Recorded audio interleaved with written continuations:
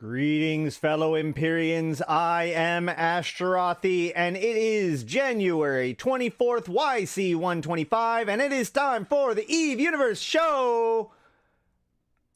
How's it going, guys? Ashtarothi here. My phone immediately starts ringing. Oh no.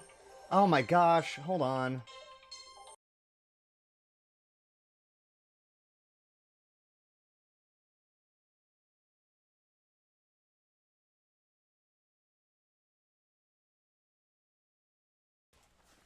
All right, well, let's hope that that is not indicative of what the rest of the stream is going to be like. What's up, LM1? Yeah, we got the, so I've been talking to CCP about the whole, like, copyright thing, and they said that it should be sorted within a couple of days, and they said that a couple of days ago. So, we decided to make a go for it, see how it works. But how's it going, dudes?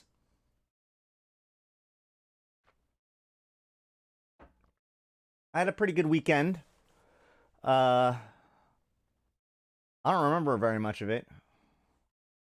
I played with my son some. What did I do this weekend? Week 2 of no Adderall, by the way. I don't know if that's obvious. 07. Oh yeah, I did a lot of faction warfare this weekend. That is true.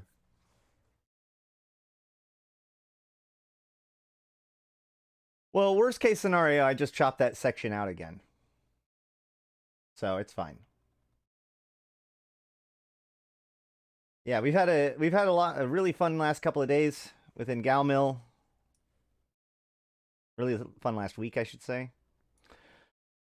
What we have today is I actually have restarted my client. So what I'm fixing to do today is we are going to go over everything involving the overview, how to set it up, and we'll be working on setting up a new one probably today.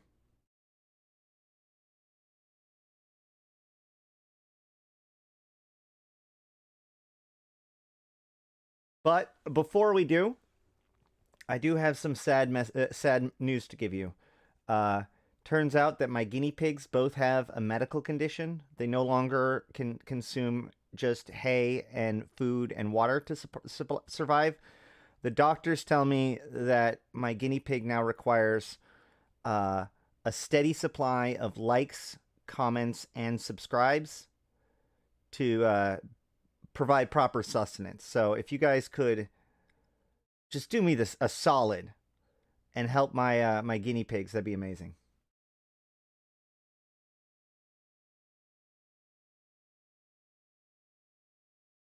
Anywho. All right. So, let's see. Anything else I want to cover today? Oh. That's so sneaky and honest.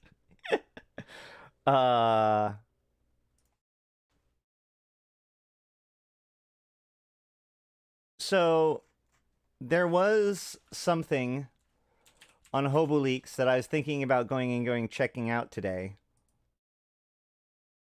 as well, if we want to do this instead. Maybe after. But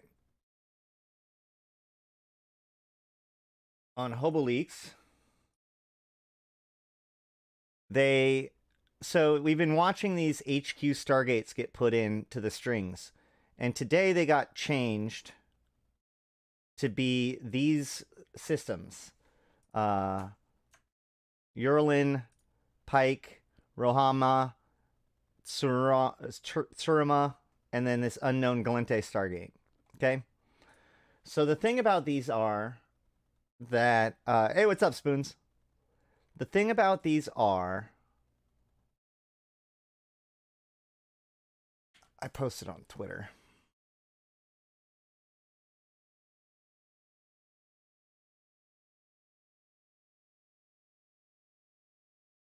these are the systems that are listed. So you see there's Samanuni, and then every gate that leads inwards. Asto doesn't have it because it's a dead end. Onamon doesn't seem to have it, but these other ones all do. But we haven't gone and checked out what it is. Finally managed to start up Eve yesterday for the first time in quite some time. You know, I hear that there's a really good video that got put out yesterday that was all about people returning back to Eve and what you need to know. It's also doing it's doing really well. It's actually doing better than the 3 reasons to play Eve Online in 2024 or whatever, or 2023. So I'm very happy about that.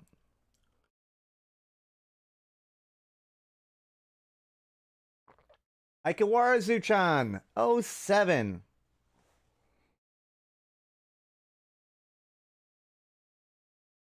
Such a lovely coincidence.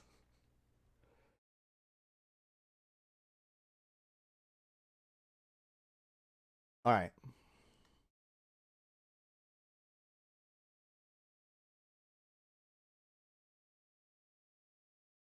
Was there anything else I wanted to talk about today? Let's go look at forums.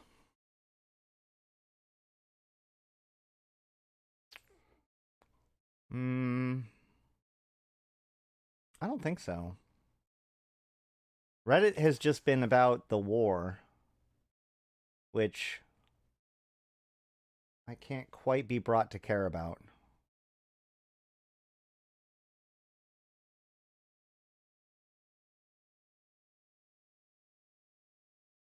Let's see.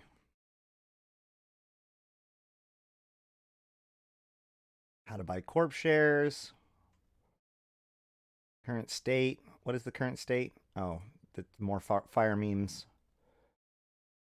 Blah, blah, blah. Fire, fire, fire. What happened to Bjorn B? I like him, and for some reason he doesn't stream anymore. Oh, all right. Hold on. We're gonna help this guy. Oh no, never mind. He got hired.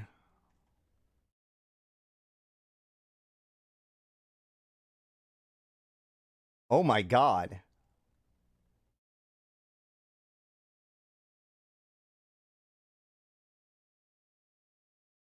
Somebody posted like the entire biological life cycle of a bee. Probably looks like it's copied from Wikipedia about how drones are the male honeybee and like die when they procreate. That's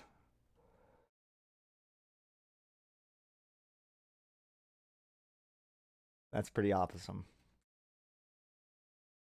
All right.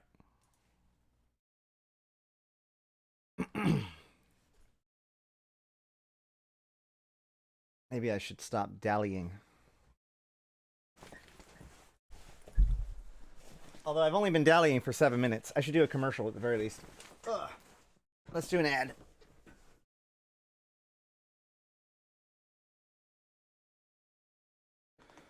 I did just get my... I got some more of my fits put together.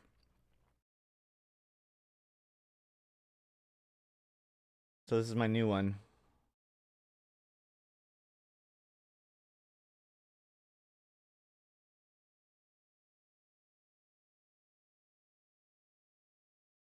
I'll be out there having fun with this. See how it goes.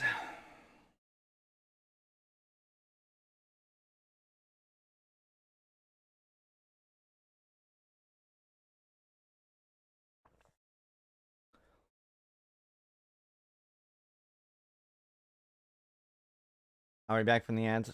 I'm assuming, maybe.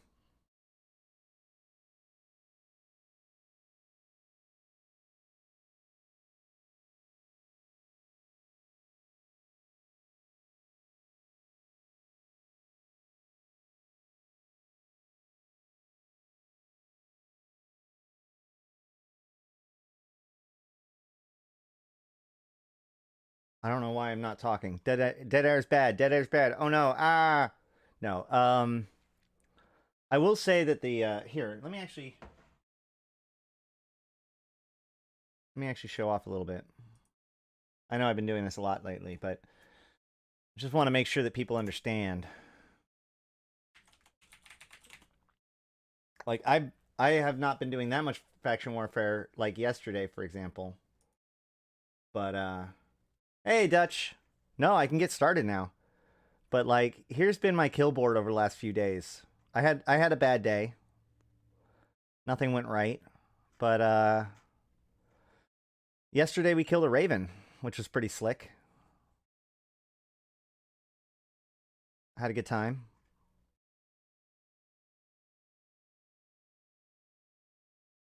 The thing is that like a lot of nullsec people in particular are dismissive of faction warfare. Hey, thank you for that.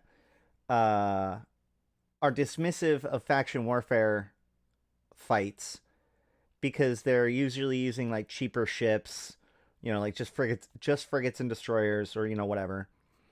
And even when they're bigger ships like this, it's only one-offs, right? So if you're looking at like the total butcher bill of a nullsec fight, you know, the numbers are impressively large because the ships are impressively expensive. And so it's kind of easy to dismiss faction warfare stuff on a like purely numbers ISK or number of kill mails you're on sort of metric. But that's because a lot of the fighting is just more or less you being there, following commands, and there's a lot of things going on, a lot of people fighting, a lot of people dying on both sides. In faction warfare, like this Raven, it's only one battleship, and it's only 301 million ISK, but like it was a 30-minute little play around to get it pinned down, you know, and getting it killed with the ships and equipment that we had was kind of remarkable, and it could have gone either way, right? So like while the fights, while it might seem like, oh my god, he's just getting super pumped up about caracals, you know, at the same time, like it's the quality of the experience. Like I'm gonna have more fun fighting in like a 10v10 scrap than I'm going to in 150 versus 150 man like Titan or nullsec brawl. Now that's just me. Other people feel other ways, but I'm just saying like that the idea that low sec is small scale is a bit of a misnomer. It's small scale in the fact that like a lot of people are so frustrated by the absence of solo PvP or small gangs PvP. This is a good place for that. You're not going to get a place in EVE that is good for small gang marauder PvP consistently. I guess you could theoretically use like, actually there are options for that, but like but do you understand what I'm saying? Like the big expensive stuff, yeah, you're not going to run around solo in that stuff unless you have extras to kick around in, right? You don't see people running around Absolutions doing solo PvP all the time. Or more importantly, you don't see them when you're doing solo PvP all the time. You see stuff that people are willing to go out there and lose, which means you're out there with people who are willing to fight.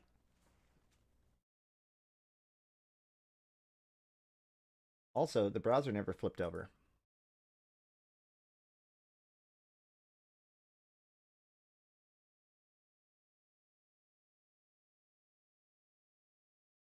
Yeah, but it's a lot less personal skill. Wait, hold on.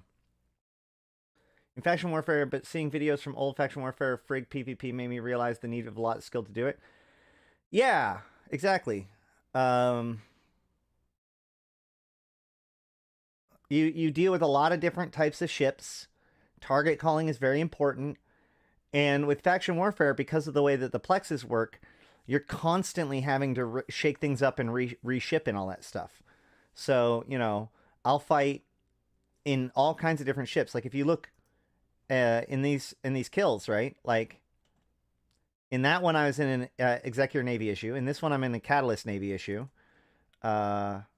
I think in a few of these I'm in a Catalyst Navy. Nope, here's a Tristan. This is probably also the Tristan. Nope, Catalyst Navy issue. There's the Tristan again. Catalyst Navy issue. Okay, yeah, I had a couple favorites the last few days, okay? Oh yeah, there you go. Armageddon Navy issue. Run around in that for some reason. There's another Catalyst Navy issue. My point is that like if actually you can even go here.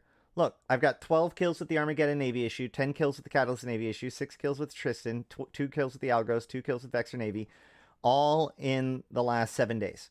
So not only are you doing a bunch of fights, but I'm doing a lot of different kinds of fights back to back to back to back to back, which is pretty cool. Anywho.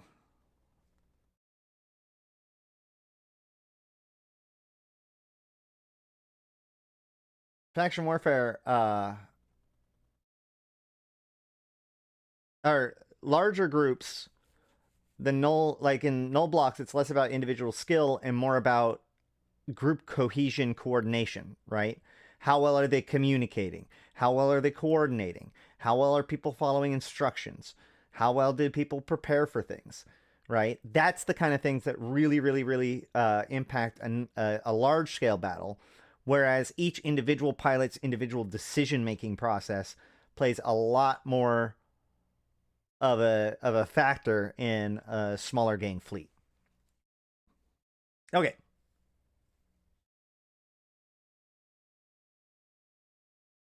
Let us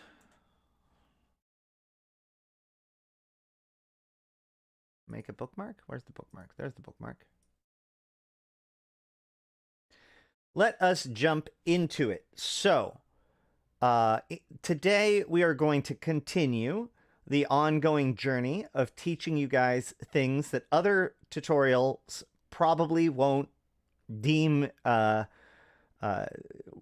worthy, but maybe too intimidated to tackle.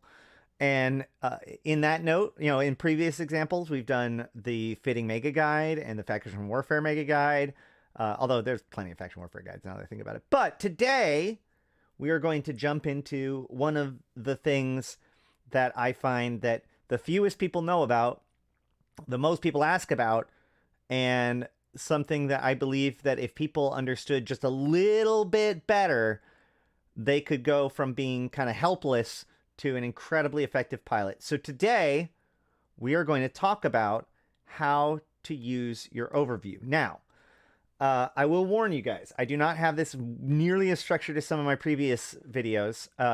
So we're just kind of going to go through it all, and I'll figure out what I can figure out, but we'll see how it goes. So first of all, what is the overview? The overview is this spreadsheet-like thing that indicates to you things that are in space with you. There are 2 kinds of things in space that can appear. One is just like basically anything that's on grid with you. On grid is like within roughly about 10,000 kilometers. So ships, wrecks, collidables, everything. So for instance, actually everything on grid right now is not that. So whatever. But the other things that are on the overview, the things that are on the overview right now are what's called celestials or you know, whatever. These are things that you can see in space regardless of where you are in space. These include things like stargates, stations, iHubs, stars, you know, beacons, etc. Each of them have their own little icons. Hold on.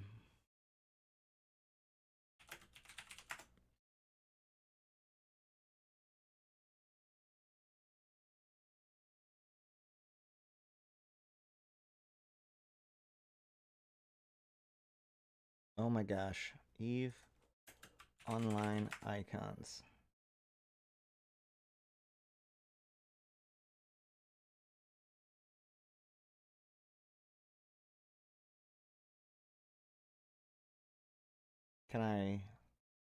Is this right? Open image, a new tab. Well, I don't know if this is like the full scale one, but it's going to have to work. So here are the different kinds of icons. As you can see, so combat ships are pointy. Industrial ships are not pointy. Drone ships are smaller. Miscellaneous capsules and shuttles. Then if you go over here, basic structures, the square is a station. The little Pac-Man dude is a Stargate. The fast forward button is a warp gate. Customs office is like a box with 4 dots. A player-owned customs office is a hollowed out one. This is actually true most of the time. Like an NPC thing will be filled in, and a player one will be hollow. And then a billboard is like a little TV. Planets are a circle. Moons are a circle with a circle next to it. Sun, it looks like a sun. Solar system. Yep, that's constellation, region. Those are all pretty whatever. Asteroid belts are like 3 asteroids. Small asteroid, medium, large. Ice field, ice, gas, wormhole. Okay, we've all seen those. Over here, we've got sentry guns. We've got different kinds of containers. We've got different kinds of deployables. We've got sentry towers. We've got wrecks and NPCs. We've got some generic stuff. Sovereignty items and outposts. So all these different things have different icons, and that's what appears over here. Also, you can see that it has the distance between to each object. It has the name, the type, the size, and this has the velocity and the angular velocity. All right. So, and there's multiple tabs. I can have by default, there's the general, the target, the mining, the warp 2, and the all. Now, they have just recently redone these. So we're going to make a new one called Foo, and we're going to look at the different kinds of presets, all right? So now they have all these different kinds of presets available to you that you can choose from. So if you want only the capsuleer cruisers, then there you go. If you want target capsuleer drones, this is your drone window. That's probably pretty useful. In fact, we could just go like this and go drones. And show all brackets. Now, I actually recommend this no matter what. On any tab that you're on, right? One of the very first things that you should do is go to the little menu here and say show all brackets. And the reason why is because basically the way it works is that if you can't see it in on the overview, then you can't see it on the brackets. So if I zoom out here, you can see that the Fortizar icon appears in space, right? It's like, right, shoot, it's not showing. Yeah. We got it. I haven't shown anything useful yet. Okay, yes, I have. All right. My point is, so I made this new drones window, and I can, fine, I'll just make a new one. Here, you can, I went here, I went down to target capsuleers, drones, named it drones, set show all brackets, okay? So now I went here, and I went to here, and it says show all brackets. Now it says stop showing all brackets because I've already done it. All right, now you're caught up. So if you see this Fortizar icon right here, right? Not the Fortizar itself, but the icon in space, okay? We're going to select something else besides the Fortizar. And we're going to come over here, and we're going to go stop showing all brackets. Of course, I use one that doesn't do that. Hide all brackets? There we go. And you can see that the Fortizar icon has disappeared. It's still there. I can actually still lock it.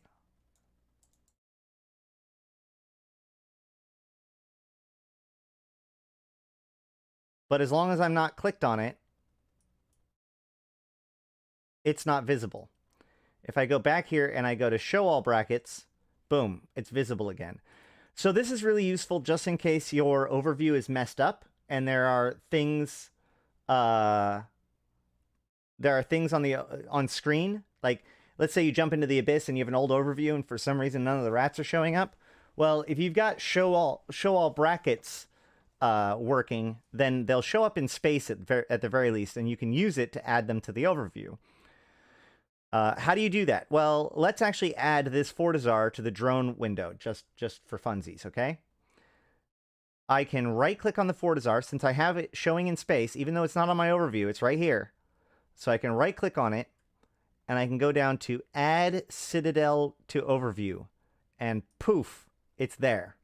And it's only on this one tab, right? Like, I can go to General tab, and I can right-click and go Remove Citadel from Overview. Boom, it's now no longer in my Overview tab. And I can go back to the Drones tab, and oh look, it's still there. Now, they're not saved. If you really want to save this as the way it is, you can save current type selection as, and if you want to rename it, or if you can rename it to make a new one, or you can save it as the same one if you want to overwrite it, you know, whatever.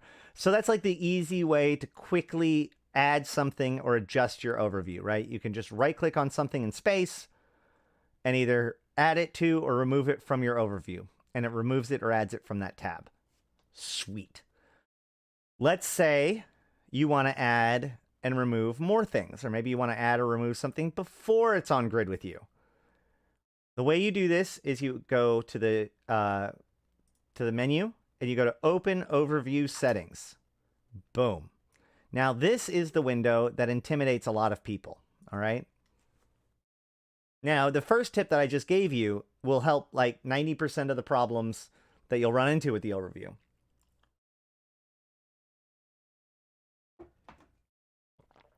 But just in case, you go to the tab preset, and there's two different subtabs, types and states, okay? This controls what filters get used, okay? So for instance, we are now currently looking at the general tab, which is true. That's what tab we're on. I can switch this, and it'll change what tab is being edited, right? So we're going to do general.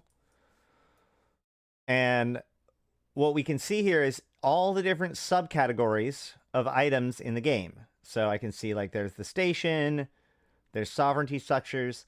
Why some of these are yellow, I'm actually not sure. And so every type of thing that can be in the game is going to be here. And you don't even need to necessarily make it that complicated, right? Like you can actually just go, like if I want to be able to see all of the drones, you can just right click on drones and go select all. Boom, now you have all the drones. If I want all the different kinds of celestials, well then boom, there's all the celestials. Oh look, there's all the celestials suddenly there. Wait, maybe moons are too much. Okay, moons are too much. I'm going to go down here and uncheck moon. Okay, there's all the moons gone. Wow, that's still a lot. So maybe asteroid belts are too much. I can actually right-click on this and just say remove asteroid belts. Boom. All right, well, there we go. And look, asteroid belt is unchecked. We can hit save. And we'll just call this general 2. Call it a day, right? So that's how you can customize what does and doesn't show on your overview, as well as far as what types of things, okay? But things don't only just have a type, they have an affiliation. They have a state, which brings you to the state pages, okay? Each state has 3 different conditions. Always show, always block, and show by default. In other words, don't change the state. And so what it does is, it basically works its way from the top to the bottom, and when it hits one that applies, it checks to see which one it is. And whatever one it is, that's what it's going to be. Unless it's, of course, an equal sign, in which case it moves down to the next one. So if it hits a green or a red, that forces it to be that way, whatever's on top, okay? So if I have pilot has neutral standing, always show, and pilot is a criminal, filter out. If a neutral goes criminal, they'll still show because the neutral is above criminal. If I take the criminal and I drag... Is that really not true?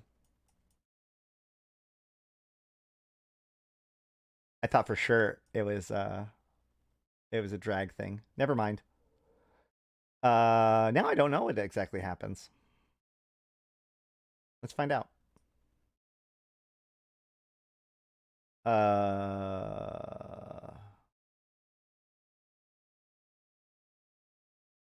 That's going to be hard to do. All right, well, whatever. So, yeah, either way, the top one is always show. The red one's always hide. Blue is show by default. So, yeah. Here we go. So, basically, if it has always show, that's what it is. If it has always show, then it always shows, no matter what. Okay? If it doesn't have always show, but it does have filtered out, then it doesn't show it. Otherwise, it can be set show by default. So right now, if a pilot had neutral standings, they would always show. And a criminal would never show until they're no longer a criminal, unless they have neutral standings, in which case it would show. Okay? So a little bit confusing, but basically what it boils down to is you go through here and you select the ones that you always want to show, and then you hide the ones that you never want to show, right? So if this is my general tab for allies, then I'm going to say always show in your fleet, always show in your corporation, always show in your militia, always show in my corporation, and maybe not show Rex that are always already viewed and empty. I don't know, whatever, right? Like, this is probably fine for me. Although these ones are also going to show. So if I don't want to show my hostiles, then I'm actually going to have to go with, like, don't show this. Don't show. This is now a blue tab. I don't know why. Let's do it the other way around. I don't want to show my own fleet on this tab. Instead, I always want to show enemies. Although that'll show it if my ally is a suspect, so.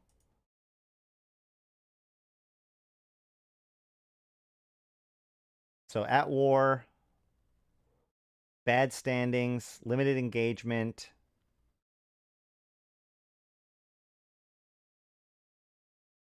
Terrible standings, at war, yeah.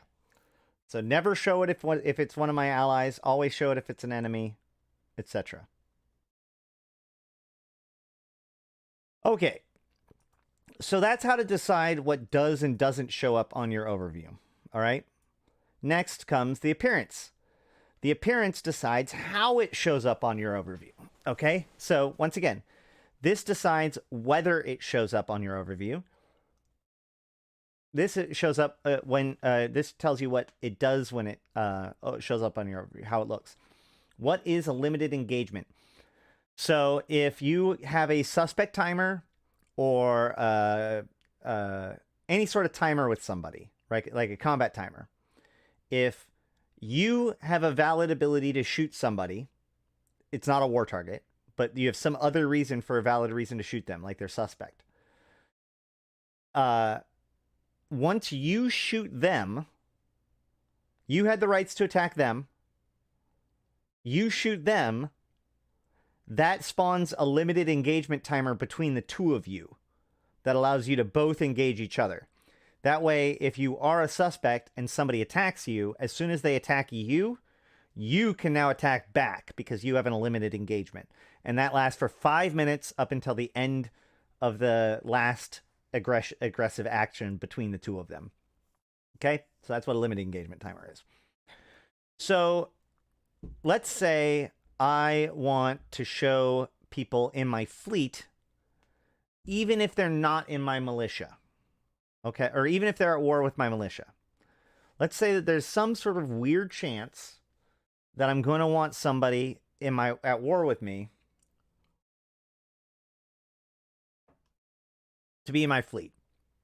Or maybe I don't know. I just want to, I want the fleet to show up before militia.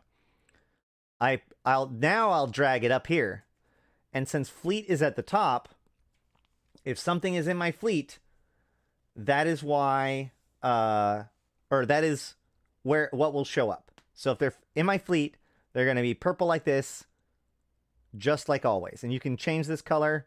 You can make it so that the people in your fleet are gold. I don't recommend doing that because everybody uses the word purple. So you might want to use the same color codes that everybody else unless you're like colorblind or something. But like, so, for example, one thing that used to happen is pilot is a criminal. Used to be towards the top. And what that does is it makes it so that if a pilot is a criminal, it shows up as a criminal even if they're in the militia with you, even if they're in the fleet with you, right? Because criminal is above militia pilot.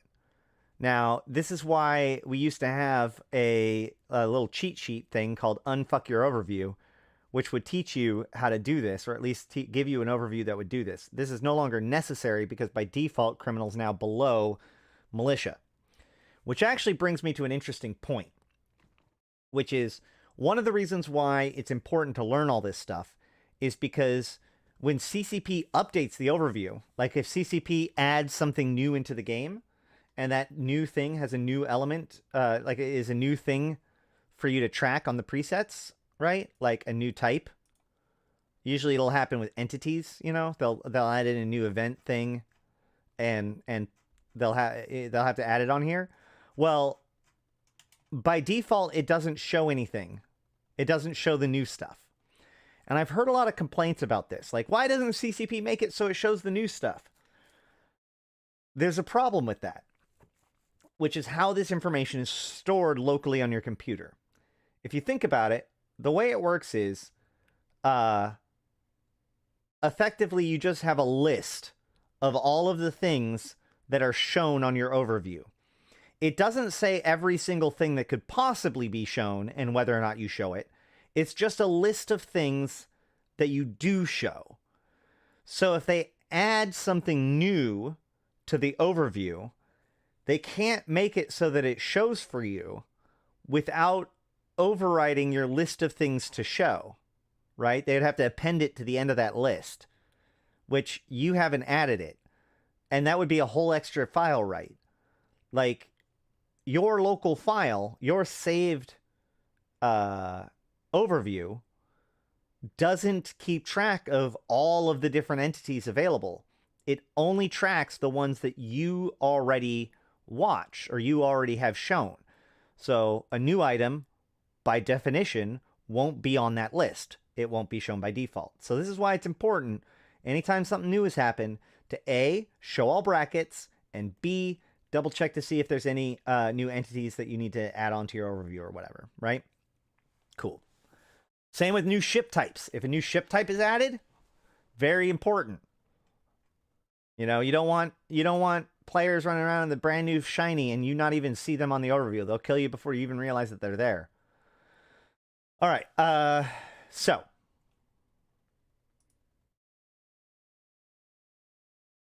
you can move this up and down. You can change the color. You can make it blink. By right-clicking on something, you can make it blink versus not blink. By default, blinking means that you're allowed to attack it, and not blinking doesn't necessarily imply that. And then for the background, you can likewise change the color here too. So you can set it to be that, you know, the icon is purple, but the behind the color is green if you wanted to. You could also make it so that it blinks if you wanted to.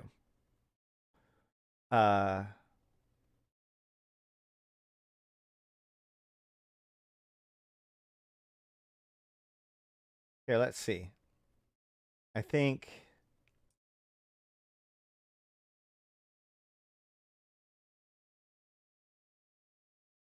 Yeah, here we go. So if you look, the Fortizar icon, which we already took it off the overview, the Fortizar icon is now purple because I made it purple, right? If I change this to gold,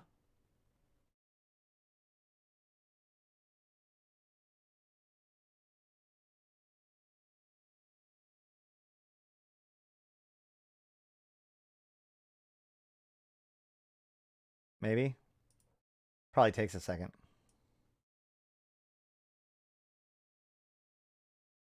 No?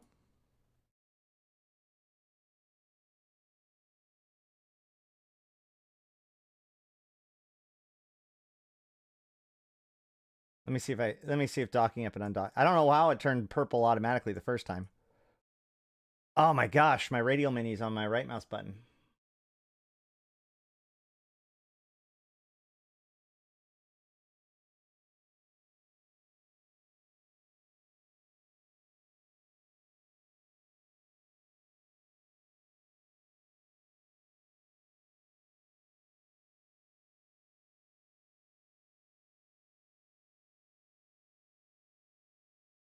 Yeah, see, now it's gold.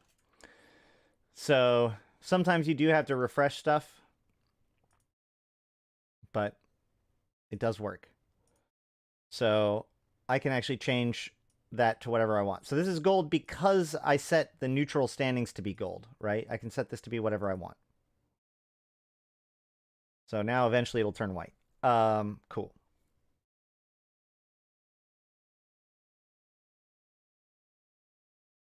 Oh, hey, use small font. That's actually really good.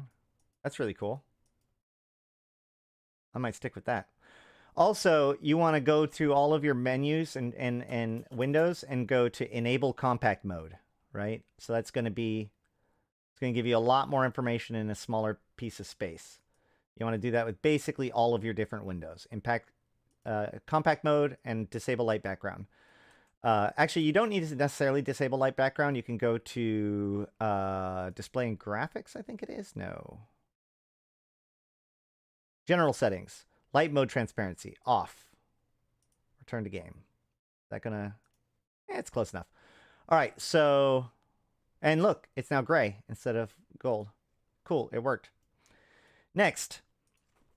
Columns. Now, I recommend everyone check tag and either have it be the first or second thing. You can shrink it all the way down. What tags do is it allows an FC to tag things, right? So like if I make a fleet with myself, pilot, form fleet with, now I have a fleet, right? So I can hold a hotkey and tag that with 1. You see? So now the Fortizar has a tag of 1. See? I can make it a tag of 2. I can make it 3. I can make it A, B, C, X, Y, or, oh. X, Y, Z. You can change that in the hotkeys or whatever, and you can also come here and add a different tag.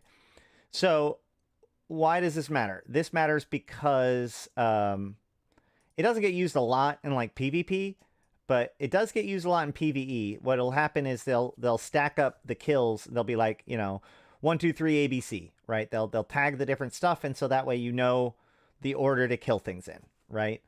The reason why I recommend you have this on there, not because you're going to use it all the time, but A, it takes up very little room, and B, when somebody says follow tags, you don't want that to be the moment that you're asking, well, what's a tag, right? How do I do that? You just want it to be already working. So there's your tags. After that, you've got icon, which is what we went over earlier. You've got distance, which is your physical distance to the target, their name, their type. Now, for streamers and abyssal people, I actually recommend moving the type up and the name down. Why? For 2 reasons. 1, for streamers, the information that tells everybody where you are is in the name category. So by putting it to the furthest right, you can kind of keep it hidden, but yet still see all of the things that you need in order to get around, right? You can even make it so there's like 1 or 2 letters so that way you know where you're going, right? So that's one way that's one thing that's useful about. But also, even more so, in the Abyss, right? In the Abyss, you have the Scylla and the Charybdis Tyrannos, but more specifically the Scylla Tyrannos. Now, the thing about the Drifters is that the Tyrannoses are the pilots, not the ship. So different Scylla Tyrannoses will have different Ewar. And the way to tell what kind of E-War a Scylla is going to do in the Abyss is by its type. It'll either be a null charge or null warp or an entangler or whatever. So if you list your type primarily, if you're doing PvE, it will always give you the correct name for the rat. Whereas name won't give you the correct name for the rat if you're doing if you're playing PvE. PvP, a lot of times targets are called by either the type or the name, so you may want to have both visible in that case. Next, alliance is, of course, their alliance, corporation, faction, militia, all that's pretty obvious. Size is not their signature radius, but just their size. And the reason why you can tell that... I can't do it here. If somebody like uses a micro warp drive to balloon their signature, I don't think you see it differently. Now, velocity is how fast you go. Name we already went through. Now there's radial, transversal, and angular. Which one's which? Well, transversal is the most literal when it comes to your math calculations. Okay? Transversal is how fast across the horizon they're going. And angular is how fast they are going in an angle to you.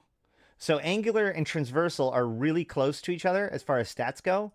They're more, the most biggest difference in them is the difference in I guess well, how should I put this? In the units of measurement, right? So this is meters per second, whereas this is degrees. So transversal velocity is how fast they appear to be going in speed across, whereas angular velocity is how far, as far as like an angle of a circle, they are going, okay? Both of which are kind of reading the same stat, right? Next is radial velocity, okay? Radial velocity is how much the radius is changing, okay? Yeah, if size dependence on modules, then you can see if somebody's passive shield tank. And that's actually an interesting point. There is no way to determine somebody's actual signature radius just by looking at them. Anywho, so radial velocity is like if you imagine a circle, the radius is the line out of the circle. So radial velocity is how much something is moving forward or away from you, right? So if you're here, this would be a positive radial velocity, and this would be a negative radial velocity. This would be a positive angular velocity. This would be a negative angular velocity. This would be a positive transversal velocity. This would also be a positive transversal velocity. You got it? Does that make sense? Okay. Next. So this is where things get a little bit squirrely, but it's also kind of the coolest part in the whole thing, in my opinion. This is the part that, like, nobody knows that much about, but if you do, it gets super fancy, okay? So, if SpoonS is here, it'd be really cool if you could just undock. But we're gonna look at it this way. So here we can see Fortizar, Fleet, Spain Pants Down, Net Hungry, right? So we can look at this and see, like, what does that mean? Well, Hungry is part of the network, and it's a Fortizar, and its name is Fleet Space Pants Down, and it has 0 people in it, okay? So if we go over here, Dust 514 coming back, please. Hopefully soon-ish. So now we can look at the different tickers, okay? So, oh. Notice how he's not showing up on my overview right now? He doesn't show up on my overview. Why doesn't he show up on my overview? Well, because we went to the appearance tab, or sorry, states tab, and we said that pilots in my militia are not shown, right? So if we just go boop, boop, boop, boop. Oh, there he is. He shows up now. He's eligible. Nothing, no longer anything cut him out, so now he's shown, okay?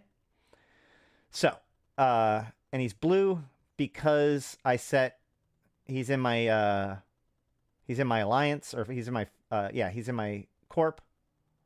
So, it's got a blue background with a green star, right?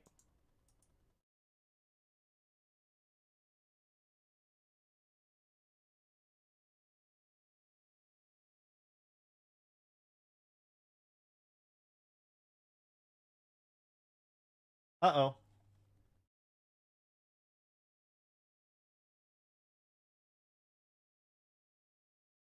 What's going on?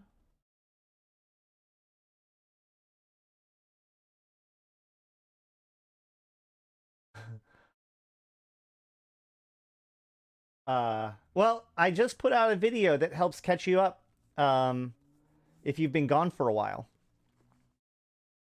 Okay, so no problem, man.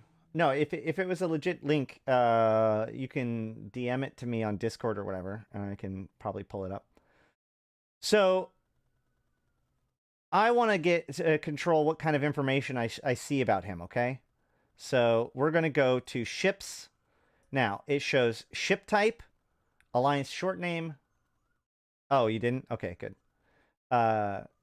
So let's say for some reason I want to keep track of what people name their ships, okay? I can just add ship name to show up by clicking this. Look, now the name of his ship, our mage, shows up, right? I can actually move that up. So, oh look, our mage is now the first thing that shows up. I could add a slash. Maybe? No? Dash? Bracket? What can I put here? Anything? No?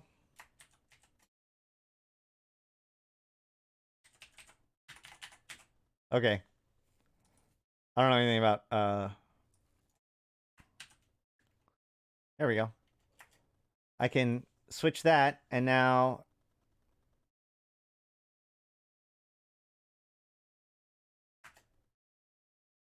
I didn't do anything.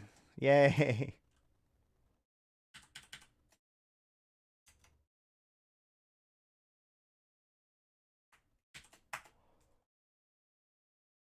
It'll probably take a second.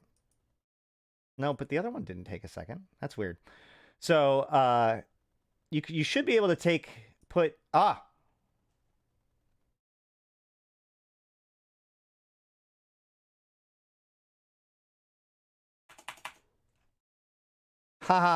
I think it added all of the things I typed. Hold on. Yeah, here we go.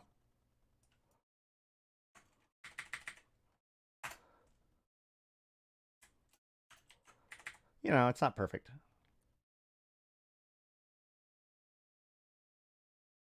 So here we go. Yep, there. I made it. So now there's 3 carets prior to the type. I could change that again. I can make it like caret line line, and then over here line line caret. There you go. Now his name stands out a little bit more. I could make the name of the ship orange. Now the type of the ship is orange. I can add a line break in chart above the Alliance and Corp tickers.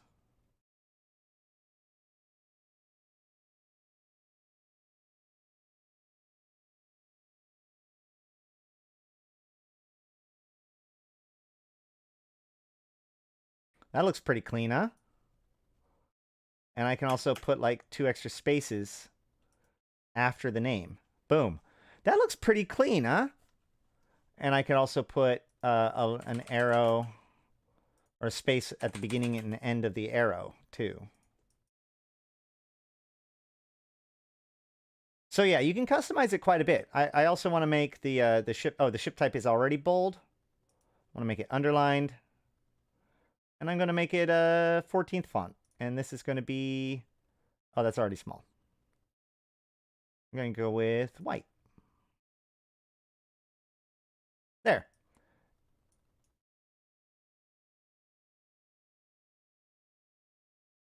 There you go. So as you can see, I can customize not only how they appear on my overview, but I can also customize what information is shown in space by the same method, which is pretty cool. Although 8 font is really small. So let's go ahead and bump that up to 10 again, okay? So yeah, that's actually really clean. I like that a lot. Yeah.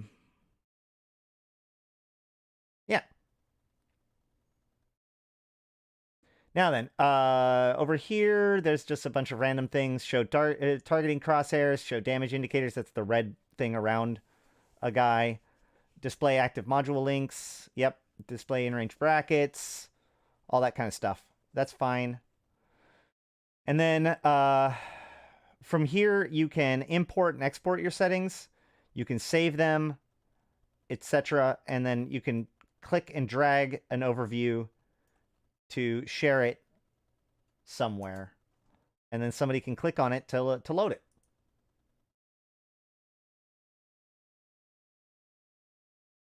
Well, extra, if you need some help, I've got plenty of videos, and the Convocation of Empyreans would be happy to help you out. Just make sure to use a buddy code.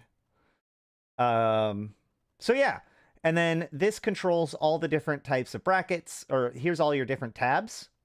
So in the event that you feel like, well, I want to color code my tabs. It used to be a pain in the butt to do this. Now it's really easy. You can just go here and be like, my general tab is going to be green. My targets tab is going to be red. My mining tab is going to be blue. My warp 2 tab is going to be pink. My all tab is going to be white. And my drones tab is going to be orange. Boom. Look, they're all color coded now. Sweet. Right? And you can even do like ASCII stuff.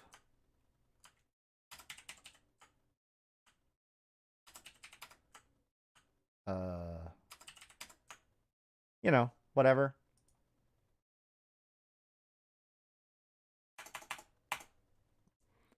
And you can set their presets and all that kind of stuff here. Okay?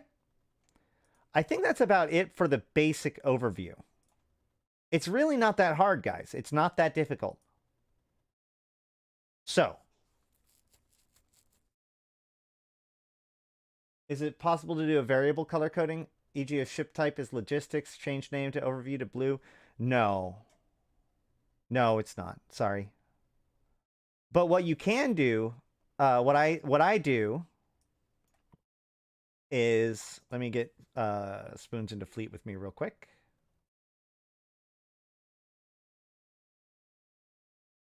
So now SpoonS is in Fleet with me. I can go pilot, Fleet, add to watch list. And on my watch list, what I'll do is I will color code. I'll be like, okay, well, SpoonS is a DPS guy, so he's red. And that saves. So you will have to update it if people change their ships. But that is one way that I try to keep track of like who's in what through color coding. But it is manual. All right. So what I want to show you now is a feature preview. At least it's feature preview at this time. If you're watching this in the future, it might already be in the game, and some of this might be different. But for the rest of you, yeah. So if you want to use something that quickly gets a D-scan, if you go into my profile, and you go to biography, you'll see a bunch of useful links. One of them is this dscan.info page. If you go to dscan.info,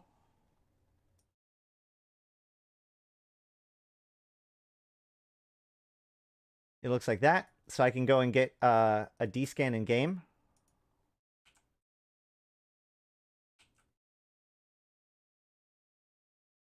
Why is there nothing here? Oh. Whatever. There's like a key in the system and that's it. But whatever.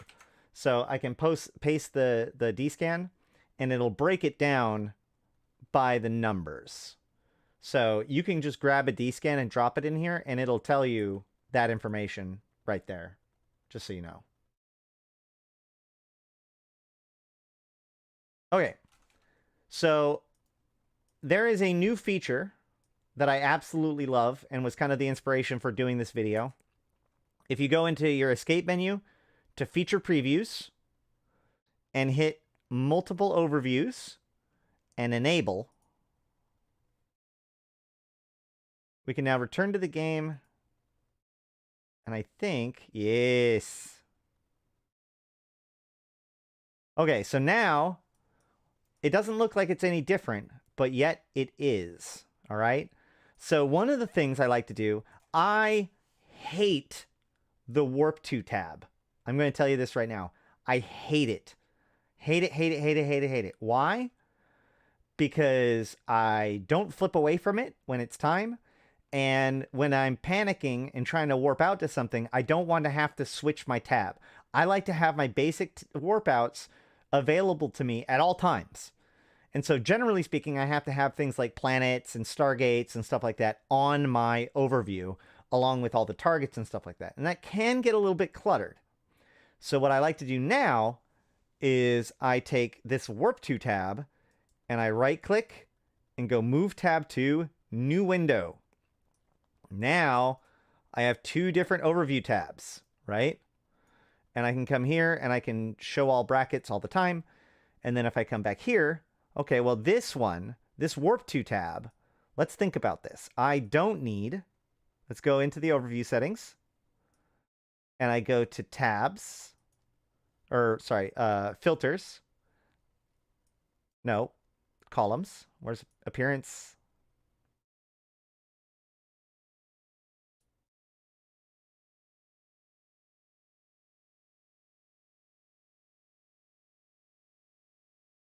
Right, never mind. They changed it. My bad. So if I go, oh, that's the selected item window. Hold on.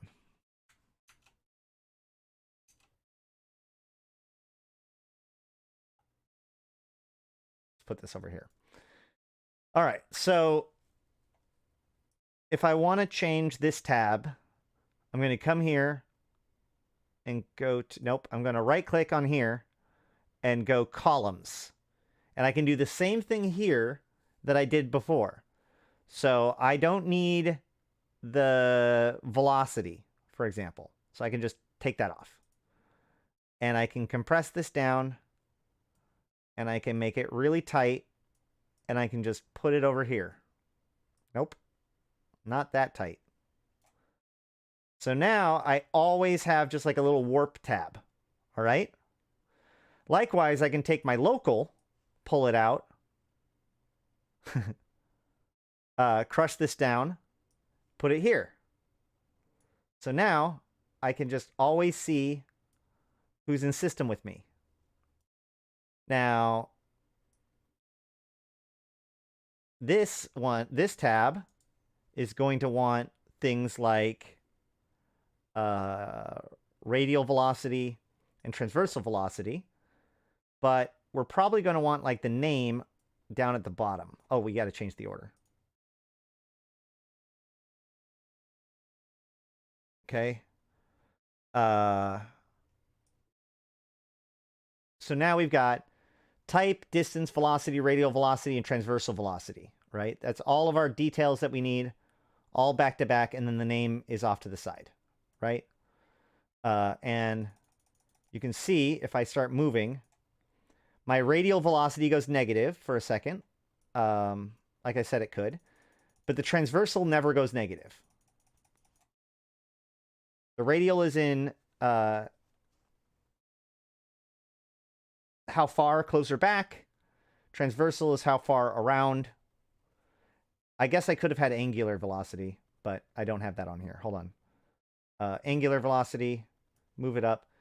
So now you can see that this is now, this and this are kind of the same stat in a weird way, but this is degrees around the circle I'm going, and this is raw speed across his horizon I'm going. Slightly different ways of looking at the same problem. Okay? So, Yeah. There's that. Likewise, let's say I want to make a new tab. Let's say I don't want to die. So I'm going to stay in tether. Okay, so I want a new tab called beacons.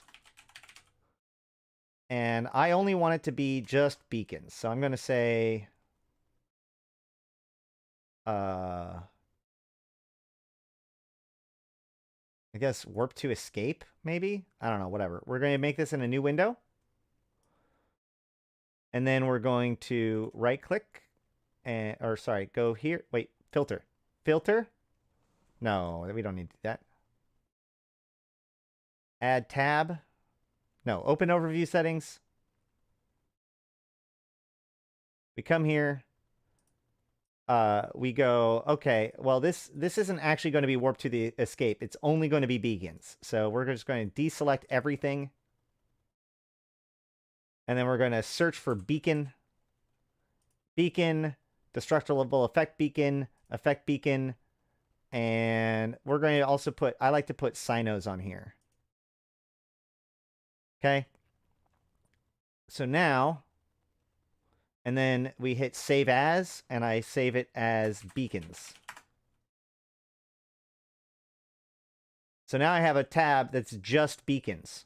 This way I can keep track of when sites are opening and closing. And I have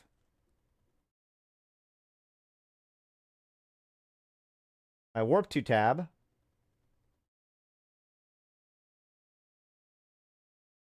Should just be escape, I guess, right? Yeah. So I have a warp to tab that's warping to all over the place. Although I might remove moons from that. I can right click on it and go, I can right click on it. Overview visibility, remove from warp to tab. Boom. So now I don't have that. Asteroid field, remove from warp to tab. Boom. So now I've only got planets, stargates, and suns on my warp to tab. And I only have beacons on my beacon tab. Now, because it's a beacon, right, I don't give a shit about the type or the velocity. So I can go here to columns, just turn off velocity, turn off type, crush this down a little bit.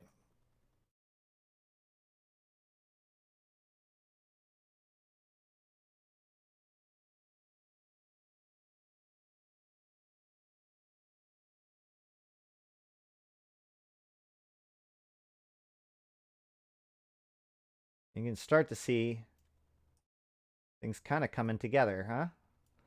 This also needs to go into compact mode. And this needs to go into oh, no, that's already in compact mode.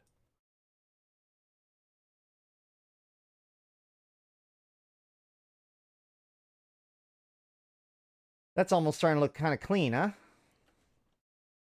And drone window can go here. So now, that should just about do it when it comes to my overview. I've now created multiple overviews where I can separate my stuff into logical blocks so I can keep track of different things. I have different overviews that I can set to different stuff. Like, let's say, you know, this one allows me to see friendlies, but the targets does not. You know, the mining tab allows me to see mining. So rather than having to rely on other people's overview, hopefully this video has shown you how you can just quickly customize your own overview to make it look and feel exactly the way you want it to. Yeah. Any questions, comments, or concerns?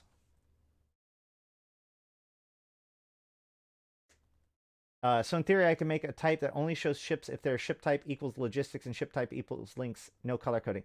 Yes. You actually could do that. You could do that. I'm going to make an overview that only shows if they're in a destroyer. Okay? So we're going to make a destroyer overview. Let's see how easily we can do that. Add tab, destroyers. Filter. Target. Is there no... Yeah, here we go. Dreadnought. There's no destroyers. Capsular logistics. Spoons, do you have a logistics ship here?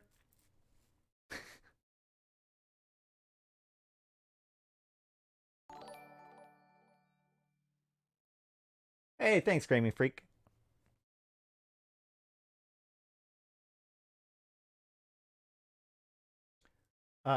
Is there any way to remove the vertical and horizontal lines when targeting locking a target? I think so. Okay, hold on. Let's go look at this. We're just going to do Capsuleers all to start with. You may. It's fine. We'll work with the Kikimora. It's fine. Make it into a new window. Show all brackets. Boom. Okay, so it starts out with Capsuleer all. We're going to come down here and we're going to once again, we're going to edit current. We're going to save as destroyers. And then we're going to deselect all. Then we're going to look up destroyer. And hit save. And see like, okay, well, if I set it to tactical destroyer.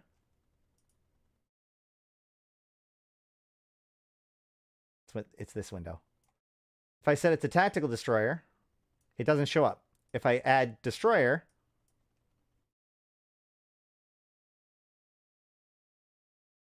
it also doesn't show up. Why? Because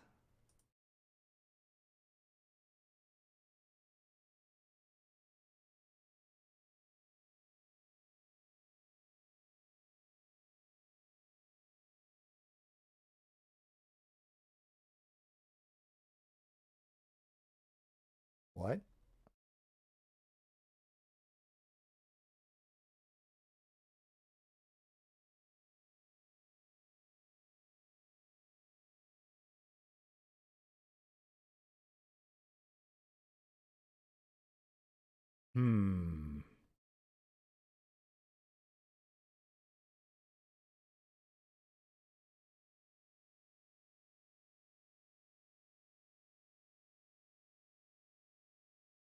That's really odd, right? General all?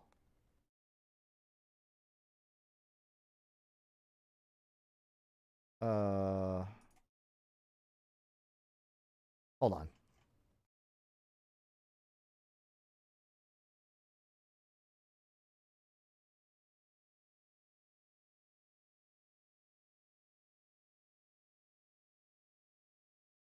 I'm missing something. Hold on. Exceptions. Oh, wait, what? Aha! I don't know why that didn't stick. All right, cool. Got it now. Got it now. All right. So if I go here, deselect all, doesn't show up. Command destroyers, doesn't show up. Tactical destroyers, doesn't show up.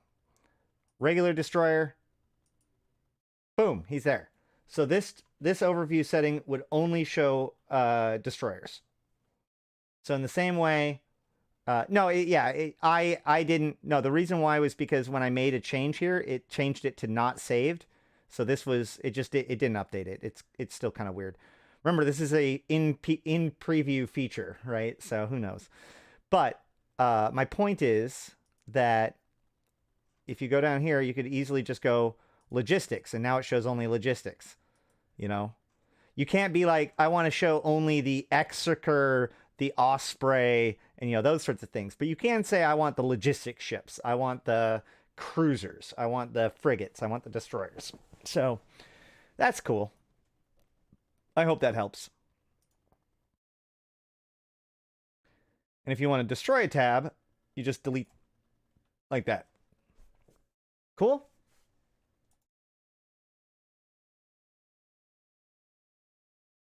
I think that about covers it. So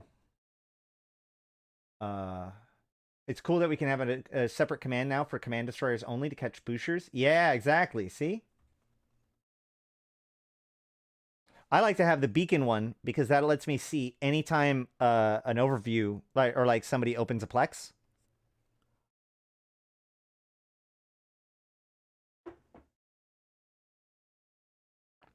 So I'm going to call that good. So if you're watching this on the recording on YouTube, I got to say thank you for watching this. I hope you learned something new. If you have any of your own overview tips, please add them below, because we are working together to increase the literacy of EVE Online. But on that note, thank you guys for watching, and special thanks to my supporters, Abyssus, Aikawarazu Chan, Arydanika the Queen, BlackRoseNoble, Dajat Lemmont, Drake, GuldanAgeStories, Jane Coons, LM1, Malak Starfire, MidnightSpaceMonkey, Not Just Fun, Seeds of Plenty, Serenolin with No Eyes, Syliana Vel'ash, Nephilim, Grendel, Zaul Nex, Ebo1337 and Rid. Thank you guys. And if you want to thank me, you can either join them on my Patreon, become a member on YouTube, but really, all you need to do, all I ask from you, is just throw a like on the video and share it with one other person. That's it. That's all I need. Like, the likes and the comments and the subscriptions are huge, especially in this uncertain day of YouTube. So thank you guys for checking it out. And until next time, I've been Ashtarothi, the voice of New Eden, and I'll see you in space.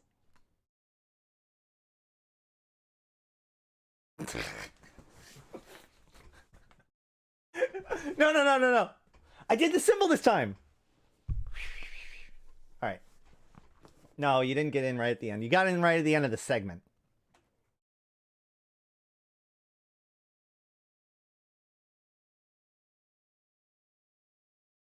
I've noticed that too, Tomas. I don't understand.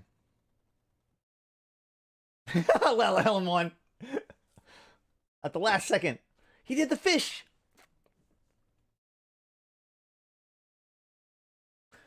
All right, guys. I do need to log out now, though, and log back in with my main character, because my overview is a little bit different on that one. Although I do want to make some changes now that I've played around with it here. So, give me a second.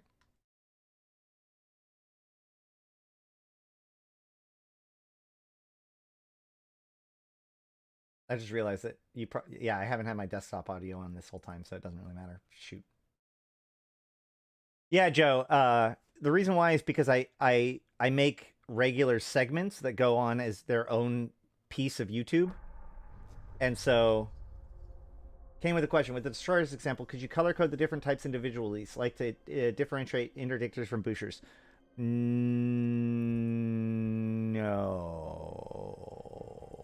Let's go find out. I don't think so. I did not. Okay, hold on. Time out.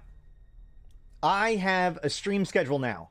This is what we're going to shoot for, okay? We're going to give it a shot. The idea is... Oh, shit, I did this wrong. God damn it. I didn't even change my launcher profile.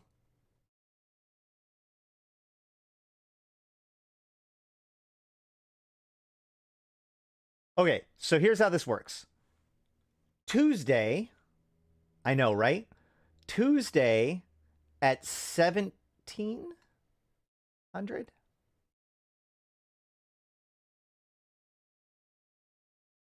Let me double check. Connecting. Where is it? I've been meaning to make a diagram for it, but I've been doing other things.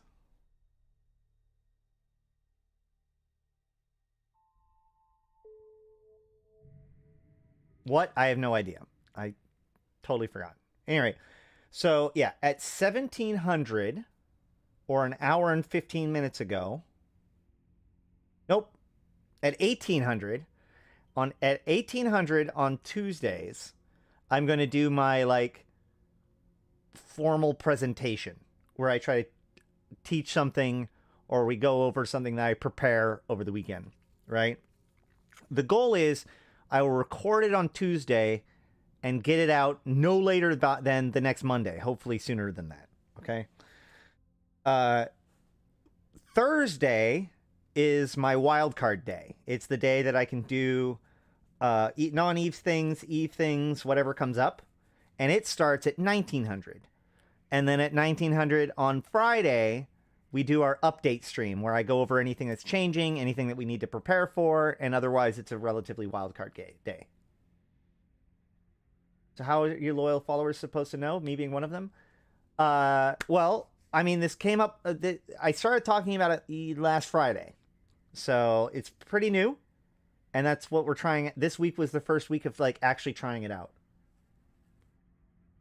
My goal was to create a little bit more structure for you guys, because I did actually, Lazy One, you are the exact reason why I was thinking about this, because some days I started at 1800, and some of the times I started at 1900, and so I needed to like figure out what was causing me to start an hour late on certain days, and whether or not that could be not nailed down. And so I've decided that Tuesday is the day that I can start early. It gives me plenty of time, depending on what I need to present or whatever. And then the other 2 days, I'm not even going to try, for the most part, and just start at 1900 on those days. Sound good? All right, Blood Mantra, what do you got? You need overview training?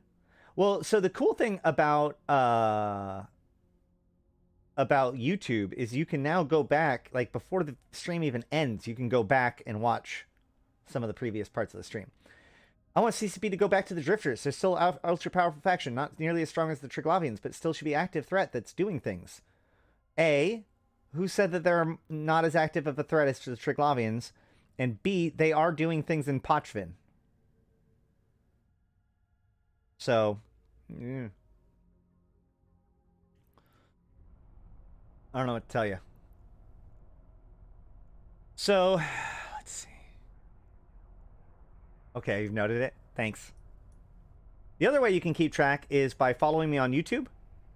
I try to post the things up a couple hours ahead of time for when they show up. You can follow me on Twitter, where I usually post stuff there. Or the best is honestly getting in with the COE Discord and flagging yourself as being interested in YouTube, and then you'll get all of the updates as soon as I put them out.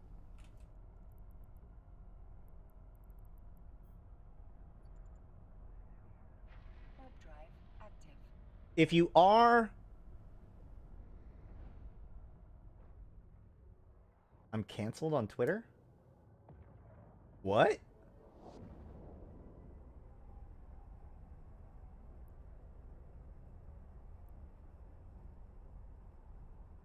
Do I get to find out I'm banned again on live on stream? No.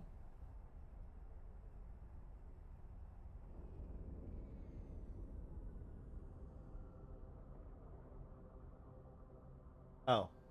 Ash, I had some ideas pertaining to stream organization and also art. Hit me up on Twitter when you have a chance.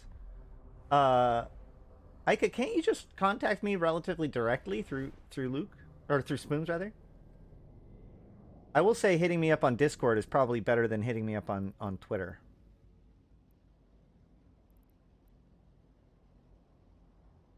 And no, I didn't just dox Luke, or SpoonS, rather. Jesus Christ. I didn't just dox SpoonS by calling him Luke. I always call him Luke because that's his, like, the first part of his first name. I don't even, or in game, I don't even know if that's his real name. Don't say whether or not it's your real name. Jesus. Skins are for Amar ships and other factions, e.g. Caldari, depending lore-wise on what family was manufacturing it initially, or is it just random? The first skins that came out were all based on one of the manufacturing corporations, or, you know, like owning companies with their own color scheme. After about a year of skins being out, though, we started getting designer skins. So most of the skins now are designer style skins. So like Wiakomi is obviously a corporation one.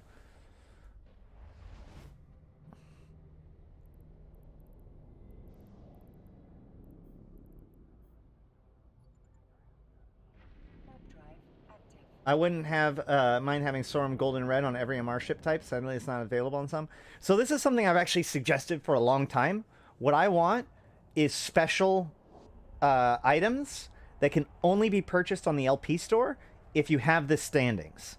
So what I want is you go and do missions for House Sorum, and then once you get 8.0 with House Sorum, now you can buy the Sorum skin for all the different ship hulls. And here's the clever part. Those skins are not bind on pickup. They don't auto-apply. So you can actually buy the Sorum skins and then sell them on the market. But because it requires 8.0 in order to do it, you are one of the few people that can actually supply that skin.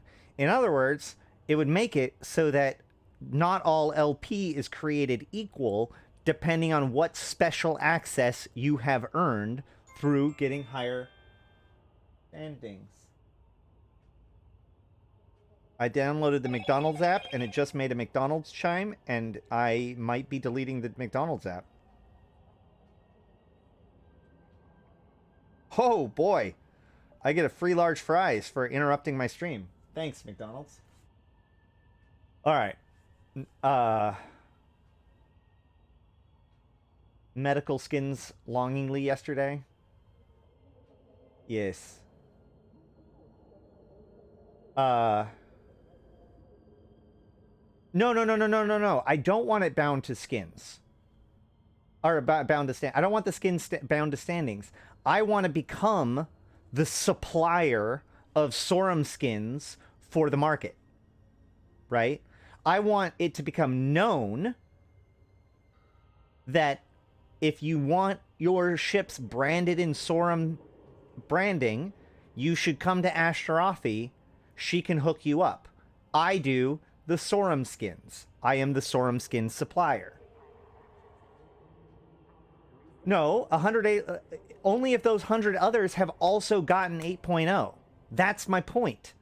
It makes it so that you can commit, and that unlocks something that not everybody has. And McDonald's AFK for 15. Yeah. What got me thinking about this is the Pochvin stuff, right? With the Triglavians and having the standings give you access to different things, right? Like, if there were special... If the skins were unlocked at 8.0, sure, anyone can buy them. Anyone can buy them. But only the people who are 8.0 or higher can supply them. And so LP... So that now suddenly your Carthium LP or whatever is worth more to you, because not every Carthium player, not every player that runs missions for the Carthium Corporation does so up to getting 8.0. How long does it take to get grand 8.0 standings? Depending on the thing, but pretty good, pretty much. But the other point is that who gives a crap, right? Like, if there are plenty of Sorum skins on the market, because there are plenty of people turning in their LP and getting them for Sorum skins, then fine. That's fine. The thing is that there are so many different ones. There's 8 mega corporations. There's 5 royal houses. There's, you know, all those different things. So there's all these... Basically, all you're doing is creating a bunch of extra new niches for LP. And also, in my opinion, it's like the ultimate display of loyalty, right? Now, some people think that the standings, again, the skin should be only shown on the standings. Now, what if there's 2 things, right? What if there's 2? One, you can get individual ship skins that can be sold on the market. And 2, you can pick up the official branding pack, which you can only use if you have the standings. It does bind automatically, and it gives you that skin for every ship automatically. Or every Amar ship, right? Amarian Sorum Gold in red and Kaldari ships? Yeah, actually, that would be really, really good. Given that most of the play is done at huge zoom out, the skin don't really matter that much. Well, you say that, except for people care a lot about skins. People care a lot about skins.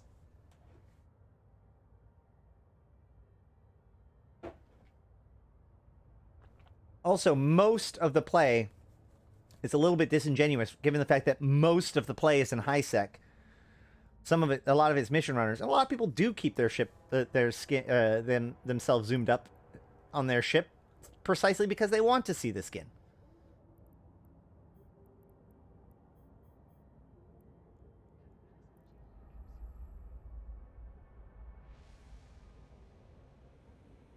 Skins bound to standings, that's for role players. I'd really like that. What about heraldry?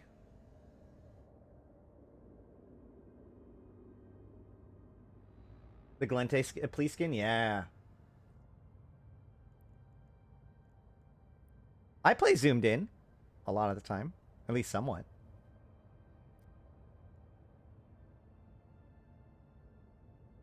Oh, right. Speaking of icons.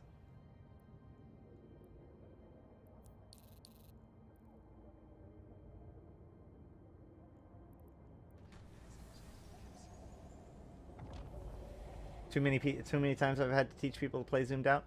Well, so the first thing that people get told is to use their overview to do things. And so you get very, like, fly by the instruments kind of style. And if you're flying by the instruments, you might as well be zoomed in, right? Like, if you're not using the information in space, then you might as well stay zoomed in. But once you get good enough, you'll want to pay attention to, like, physical location in space to help inform your decisions.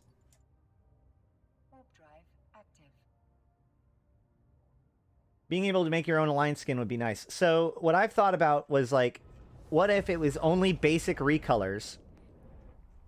This is what I want, all right? I want the ability to buy a skin, customize the colors, like the primary and secondary color, just like they do. So nothing too fancy, maybe not even projected color textures, although maybe they could even provide a few default projected textures to use in order to, you know, customize it. Let you customize it using their very, very strict tools, right? And then make it so that this thing costs, let's say, 2,000 plex, right? Ridiculous amount of plex. Oh my god, I'm not fighting this one right now. So a ton of plex. So it's like what? 2,000 plex would be what? Like $80, 80, 90, almost. But when you do that, what you get is actually a skin BPO, right? That allows you to print out skins. Once again, you now become the supplier of this custom skin. You've bought it with your 20,000 plex.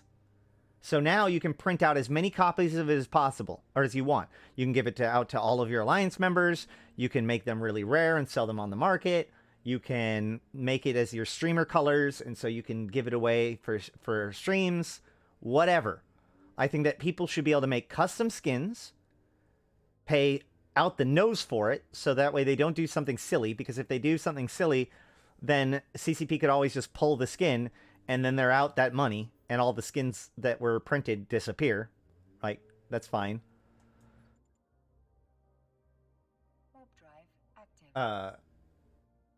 People would pay that ridiculous amount of plex if they'd be able to have customization for corp logos, skins, alliance skins. Right, that's what I'm saying. Yeah. But don't even make it about alliance skins necessarily. Just make it so that you can make any custom skin. And then you just print those out. And what's funny is somebody's like, well, then somebody could just counterfeit it if you try to make one that's valuable. Yeah. Yeah, people can counterfeit it if you make someone that's too valuable. Yep. Can anybody explain to me how that's not very Eve? Because that seems very, very Eve to me. Somebody paying $100 just so that way they can print out something that somebody else already prints out? That seems pretty funny, actually.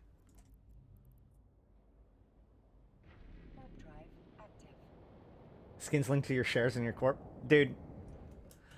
Actually, I have a video. Submit a skin design and have it checked by CCP? Yeah. But the thing is that the reason why I suggested it the way I did, you can give people very basic tools and see who likes it, first and foremost.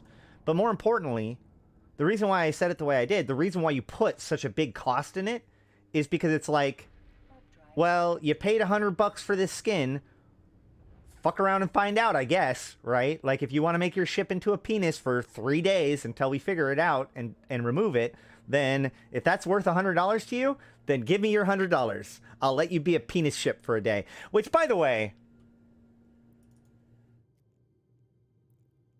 Nope.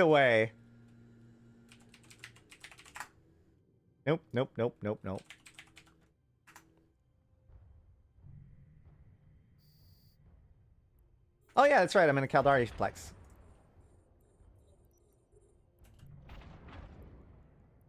By the way, Can we all agree that that ship has now officially sailed? Like, can we drop the whole time to penis narrative? Please? Seems kind of silly at this point.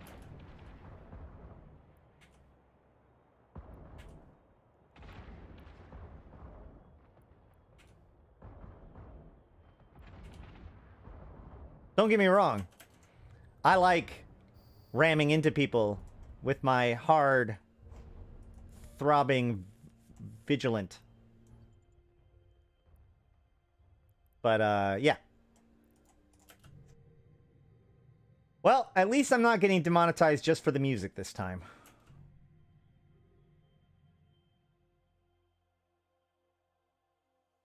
I actually, SpoonS and myself and a few others worked on a thing. I might talk about it tomorrow or on Friday or Thursday. But one of the other presentations that I was going to do, I wanted today to be mostly about teaching, which is why we went over the overview. But my propaganda for the week is probably going to be the thing, like, how I would do Eve if I was to, like, do it over again or, like, had control, right? Like, not, like, let's talk about the big ways that Eve could be changed. If you didn't think about, like, the fact that you would have to undo old systems or technical debt or anything like that, how should Eve work when it comes to UI and training, etc.?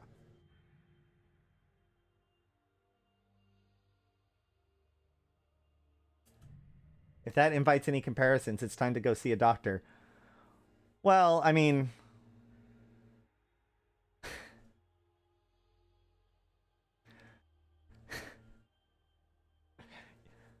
your mom might see some comparisons. All right, so hi, how you doing, GM?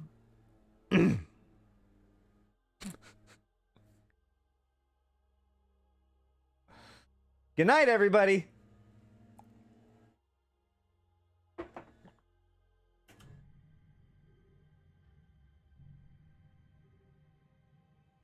Currently not dead, so good. You know what? I'll accept that. Given the fact that you just said that, I hope you don't mind me referencing that a little bit. But I will say, like, there are too many people in my life that are currently having medical concerns or other serious concerns right now. I'm so, like, there's so many people that I'm worried about right now. It's kind of crazy. You found neat ore? Nice.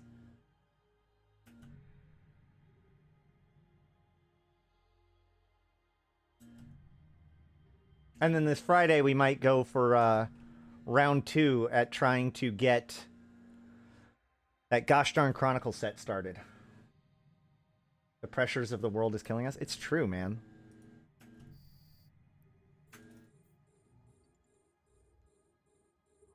Yay, capitalism!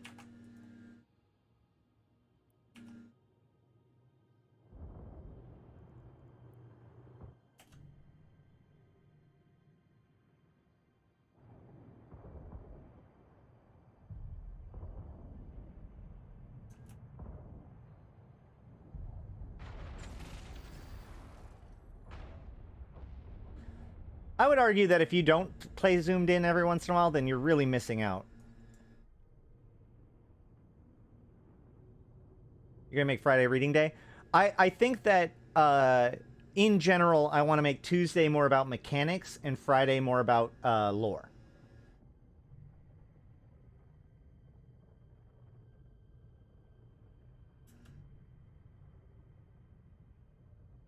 There are 2 things that CCP talked about that I still have no idea how they'll do it, i.e. dropping attributes and also making players in Alliance able to align themselves with faction warfare. So the aligning themselves with faction warfare is supposed to be coming in the next month or 3. And I imagine that's just going to be able to basically flag you to be able to do some of the faction warfare stuff. Like, you won't actually be in faction warfare. You'll just be able to interact with faction warfare things, like run plexes and do some of the faction campaign stuff. They They said that there's going to be like some sort of reward to make it so that being in the militia is still a good idea for those people that are in the militia. No. Thursday is my wild card. So the days I focus on streaming is Tuesday, Thursday, and Friday. I can stream on Monday if I get a chance, and Wednesday's my day off. So Tuesday is the day that I try to record a video that will then get like edited to be posted later on. Thursday's my wildcard day. Friday's my update / Eve practical gameplay / lore day. Does that make sense? That track?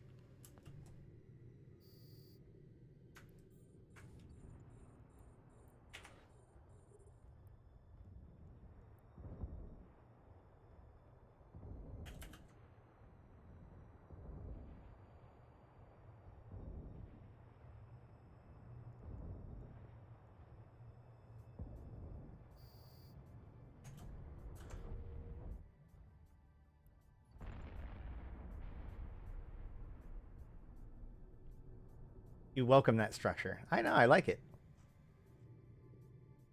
I'm very hesitant to put up, like, plans, but now we've been doing this now for long enough that I feel tentatively that represents a pretty good pattern. Because, like, I had to recognize all the times I fail, right?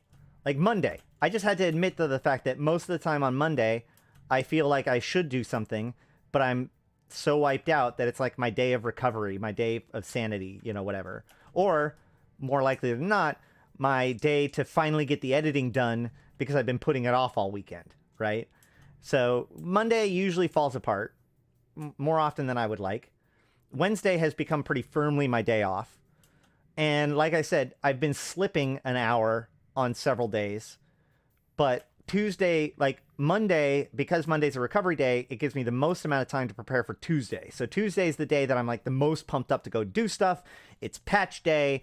So that should be my main thrust for making a video that then is designed to get edited down.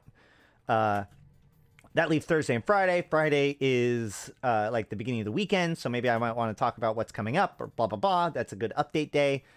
That leaves Thursday to be my F-around day. See? That's how that played out.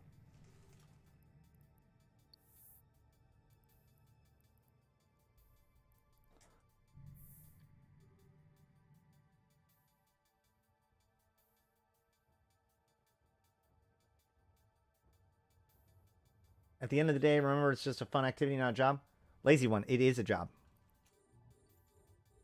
I mean, I hate to say that, but I consider it that. It's my income, so it's my job.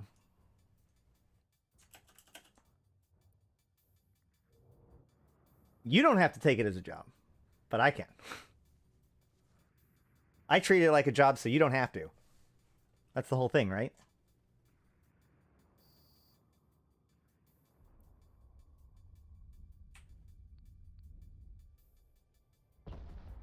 Speaking of which,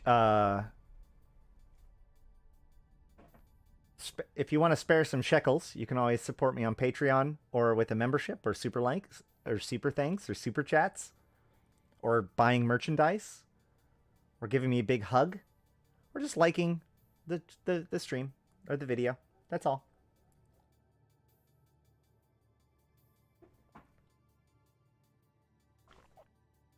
You can also join Convocation Empyreans. Come and hang out and bug me and ask me questions all day, apparently. We've had a lot of newbies recently that are asking a lot of questions and getting involved. Man, we have had some really proactive new bros recently, which, you know, it's funny because they do ask a lot of questions, but I'm the kind of guy that, like, I like a lot of questions, so it's been working out really well. Did I misdo something? I guess I didn't. Aw, thank you. I didn't type COE. Why didn't I? Where did I? Oh, well, whatever.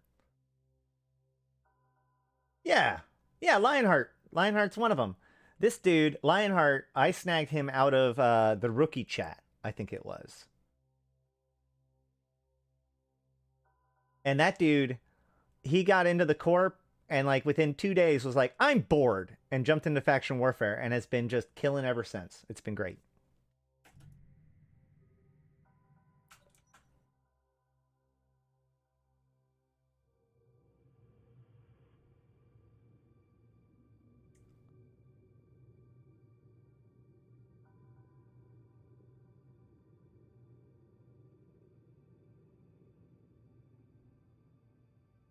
I'm trying to think if there's anything else to talk about today while we wait.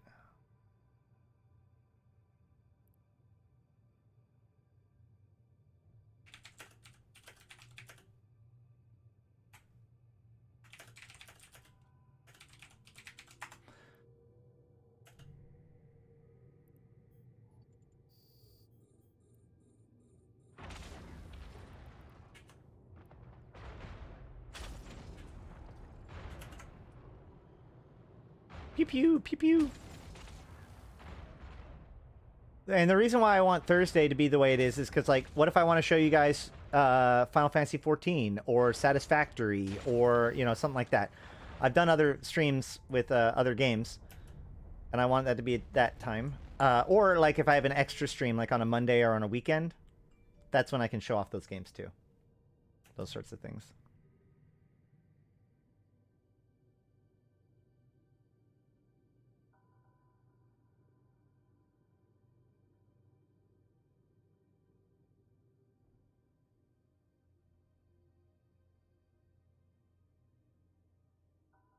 Also, we've been hanging out a lot more on the Discord. So you can always head on to the COE Discord if you see us hanging out. Also, if you are involved with Aderon or in Faction Warfare at all, you should get on the Galmil Discord and keep an eye out there, because often we're on comms over there if we're out in the war zone. We could organize the Tuesday Fleet Operation Day and achieve some Faction Warfare and a goal in a system, like during stream. Yeah. I mean, well, Tuesday I want it to be my, like, structured training, so that would be, like, a good Thursday thing. I also secretly want either Wednesday or Thursday to become my Dungeons and Dragons day, but I haven't gotten that off the ground yet. 22,000 LP. That's nice.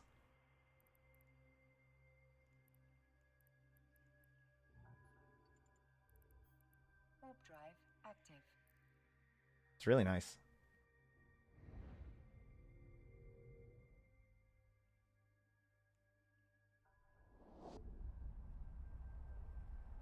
I like offensive plexing.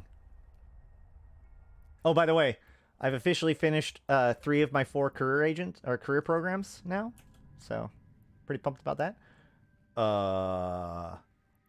1, 2, 3, 4. 1, 2, 3, 4, 5. There's too many of them to be hostile. Let's see if I'm right.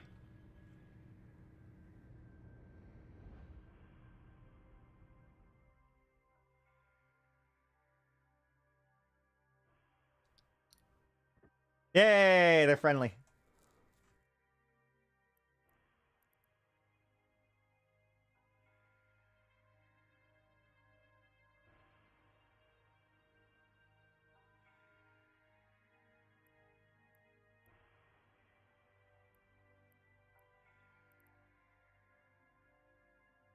Let us move on. So that way we're not stealing any of their RP.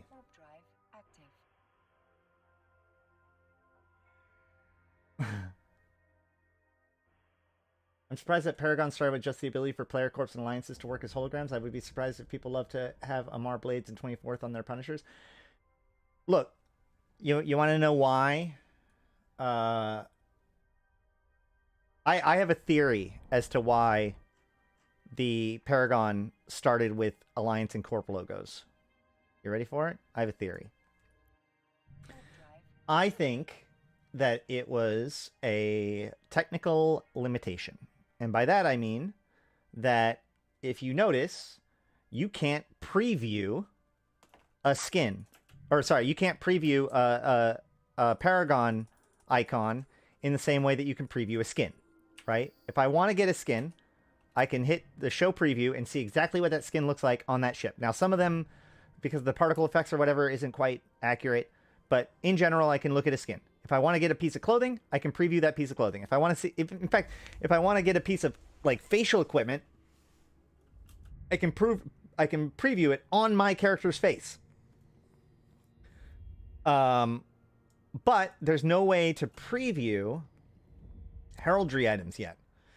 So I think that since they have an absence of the ability to preview heraldry items, they needed to go with items that people more or less knew what they were going to get, right? Like, you know what your corp logo looks like, and you know what your alliance logo looks like, and you're not getting it for the details of what it exactly looks like on that particular ship, right? You're getting it because you want your alliance logo or your corporation logo on that ship. So they can sell those sight unseen. But other effects, other heraldry will require a proper preview window. So as long as they don't have the preview window finished, they need to only sell heraldry items that can be sold sight unseen. My corp logo looks so bad on the Tengu, though. I'm not saying that it's all perfect, but my point is that of all of the different customization, you know what your corp logo looks like. You know what I mean? So it's a little bit less of a thing, you know? If they were like, here are the Phoenix Firebird wings for the Punisher. What the fuck does the Phoenix Firebird wing... Does it look cool? Does it look like crap? If I'm going to pay more LP for, or more Everbucks for it, is it going to make me mad?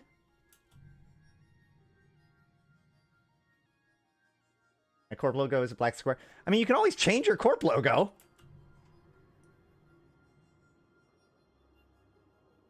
Yeah, I actually, for the ships that I fly in Faction Warfare, I've only been getting the corp logo because the Alliance logo for Aderon is not in yet.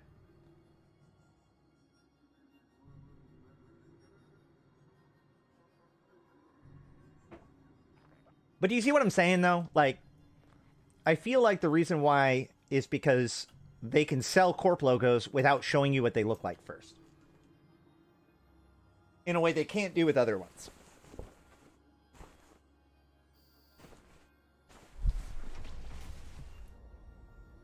More rose features for girlfriends. I didn't read that correctly the first time, and I just read that as...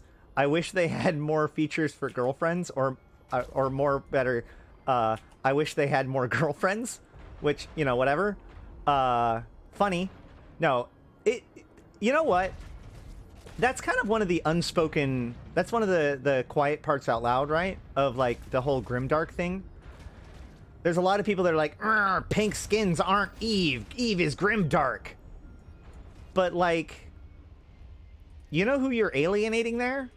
Females. And I'm not trying to be like sexist or whatever, but like, if you're going to take everything that is at all feminine or is at all, you know, that kind of thing at all, and you're going to say that it's bad and not Eve, what you're telling is people with feminine qualities, which, as it turns out, females often have a lot of feminine qualities, or at least identify themselves with feminine qualities. They're going to see themselves not liked within the community. They're going to see themselves as being unwelcome.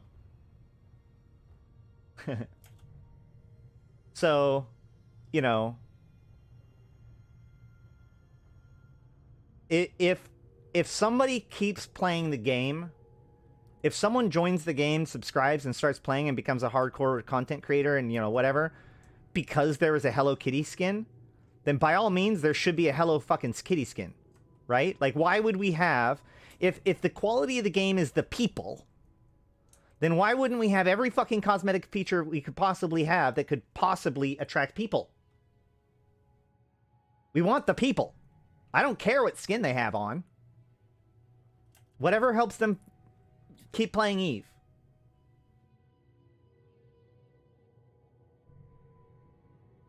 I got the corp logo so people would feel safer when I rescued them from J-Space. Nice.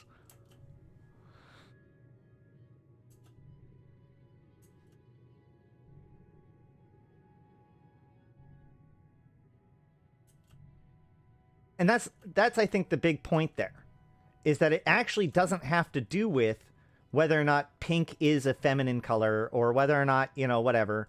It's the fact that the response to things that are feminine being that hostile broadcasts to females that the community is hostile to them.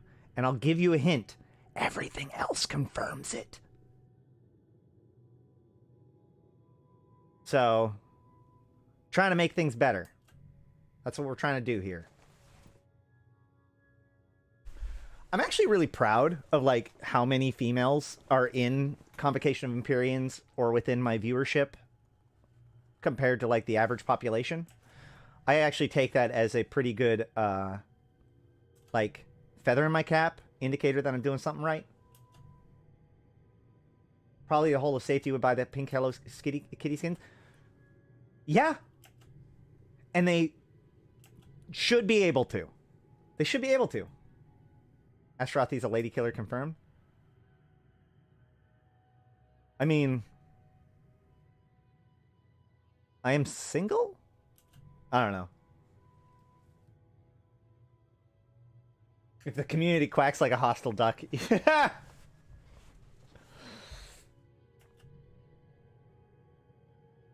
Well, people do, yeah, people see other people's skins. Trust me. If I'm in a fleet with you, especially if we're all in the same ship, if it's like a fleet comp ship, and we're stuck at a gate, and we're waiting to jump, you better believe I am judging people's skins. I'm going around, and I'm looking to see who has the skins, whether or not anybody's wearing the same dress as me, wondering whether or not, you know, any of my good friends don't let friends fly naked. So, you know, I'll go into my collection and see if, like, there's a skin that I can give somebody. It goes back to the past superstition women on ships. Oh, come on. Whatever. I would say that goes more to, like, that stereotype that women can't be good gamers, which I think is, by the way, totally fucking bonkers. Spoken like a person that's never actually had to compete with your sister for a video game. Uh-oh, maybe I should change the default skin. Sometimes the default skin looks good. When it comes to the Venture, the correct answer is the Gallente livery skin. And if you need one, just message me. I also wouldn't mind if a festival launcher could be moved to personalization. I wish every ship could have fireworks, not just people that have free high slots. Yeah, but isn't part of what's special about it knowing that they've committed an entire slot just to firing fireworks at you? Doesn't that speak a message? You know? If you knew everybody could carry fireworks, then when you're getting killed and suddenly somebody starts shooting fireworks at you, you're going to be like, oh, look, yay, it's the fireworks part. But, like, right now, if somebody starts firing fireworks at you, you're like, motherfucker brought fireworks!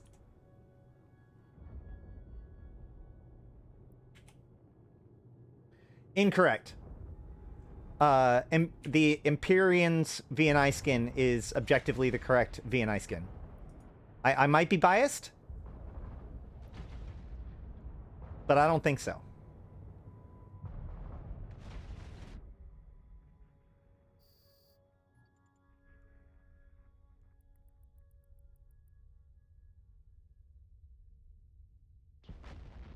When I joined, I got Gallente livery skin for the Venture from GM.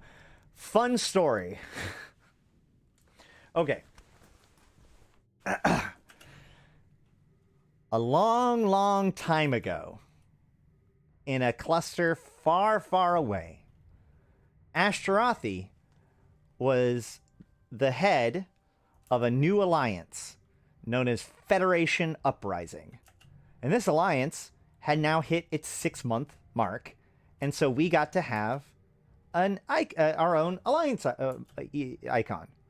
So I held a contest to make the best what? If Ashtarothi ever becomes a GM, I can say that. That's fair.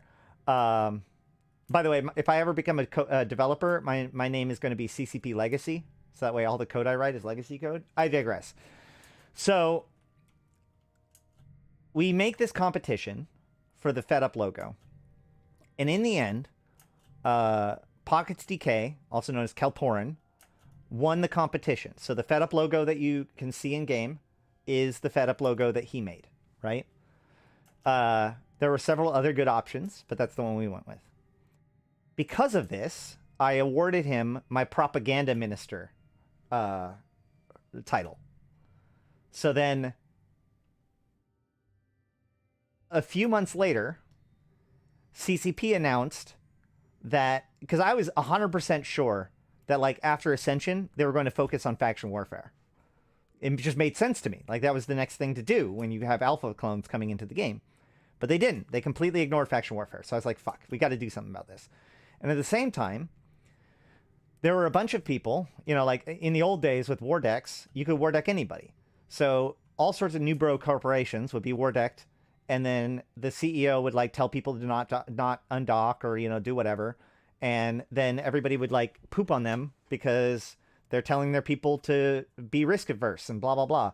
But like in the old days school of war decks, it's like objectively the correct answer a lot of the time. So you're just complaining about these CEOs not being able to run their corporation correctly, but yet there's no actual like thing that ensures, or like, what is the correct path forward? So the question that I had is, could we, a faction warfare group with all of our skills, PvP, and resources, make a high set group that could survive? And so I went to my propaganda minister and I was like, hey, would you like to make a high set corp that could function almost like a feeder corp for us, just to see if we can run a high set corp? And thus, Malevolent Row Industries began. It was a corp that he already had ahead of time, but he wasn't using it for anything. So that's how Malro got started. And around that same time, that was around the time that Resource Wars was being announced. So, okay, Resource Wars is coming. So this was our big idea, right? We would run Resource Wars, which is now called Mining Blitz, in HiSec, and use that as like a recruiting tool. We would do high-end Resource Wars and help people get their standings up, because you used to have to get your standings up in order to be able to do the higher level Resource Wars, and then run those sites. And then we could use that to get the LP, to get the volatile skins, the skins that die when you are killed, for the Gallente ships. And then we could sell those to Aderon, who will just buy them up because we have the money, and then package them in with our ships that we contract, so that way we have branding. This nice unified concept, right? Well, then volatile ships were made to be bind on pickup. So you couldn't actually share them like that. And so the whole plan got ruined. But before it all got ruined, I went out and I was like, I'm going to motivate people. And so I wanted to welcome everybody, and I wanted to inspire them to be... What? Hold on. Okay, yeah, Navy. I wanted to inspire them, like, get them in early to want to like the Gallente, right? So I went out and bought 50 Gallente livery venture skins. It is at that point that two things happened. One, they released Resource Wars, and it revealed that, oh wait, the skins are bind on acquisition, therefore we can't do this, therefore people aren't actually trying to do Resource Wars, therefore the whole thing collapses, nobody wants to do it, and that whole plan fails. But then on top of that, I find out that around that same time, the GMs decide that now, anytime they talk to somebody at the very beginning, when they do their, like, welcome to Eve, you know, hit them up to see if there's anything going on, they reward them with a Gallente livery skin for the venture.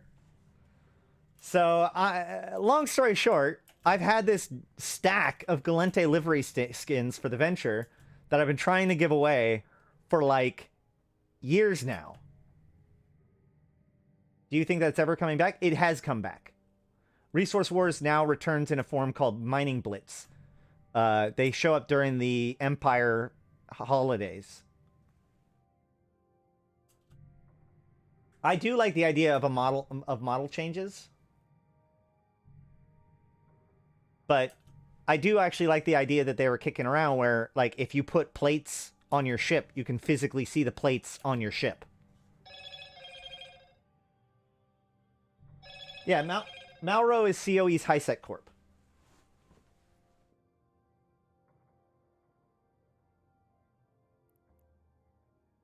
The problem with changing a model, first of all, a model has to be remodeled, right? If you're going to change the model, then it has to be remodeled somehow. But secondly, you don't want to change the profile too much.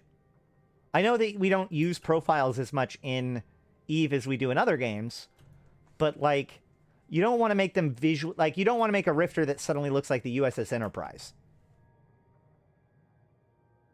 Do I need a competent miner? We always need competent miners. Hell, our last moon pop didn't even fully get mined down, I don't think. What if Caldari engineers could grab an avatar and make it a Cybertruck all blocky-like? Well, so the word skin means supercur-induced nanocoating. So the idea is that there's like little nanobots on the skin of your ship, and that's what's changing the colors. So changing the actual physical model would be pretty crazy. Just go to the Discord and then go to aderon.org and apply there for Malro.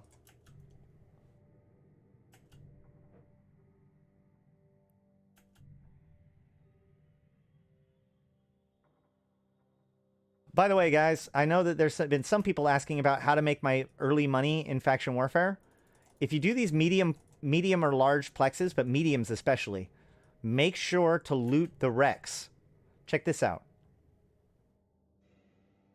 This dog tag is 742,000 ISK, which may not seem like much, but what that means is that this site has roughly 3 million ISK worth of dog tags in it, as well as the LP that I get for running the site.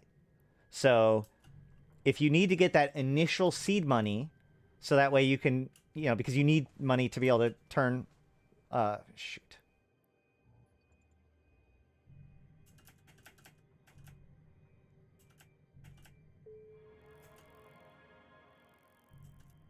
So I got 30,000 LP and 3 million ISK worth of tags in this site.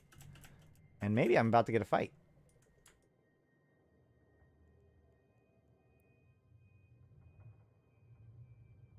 I'm about to get a fight. Let's zoom in. Nope, he's gone. Darn it. All right. 2 opens. What the heck is going on here?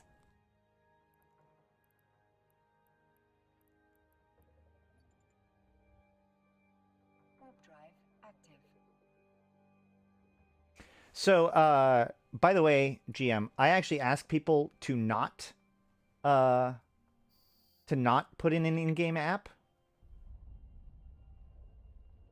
And the reason why is because if you remember the other day, we had a guy who kind of fell through the cracks. One of the problems is that there is/was a bug that if they put in an in-game app and then we send an invite to them, nothing happens. It just fails silently in the background. And we don't know until they bug us a few hours later or a few days later, if they do, asking why they didn't get their invite.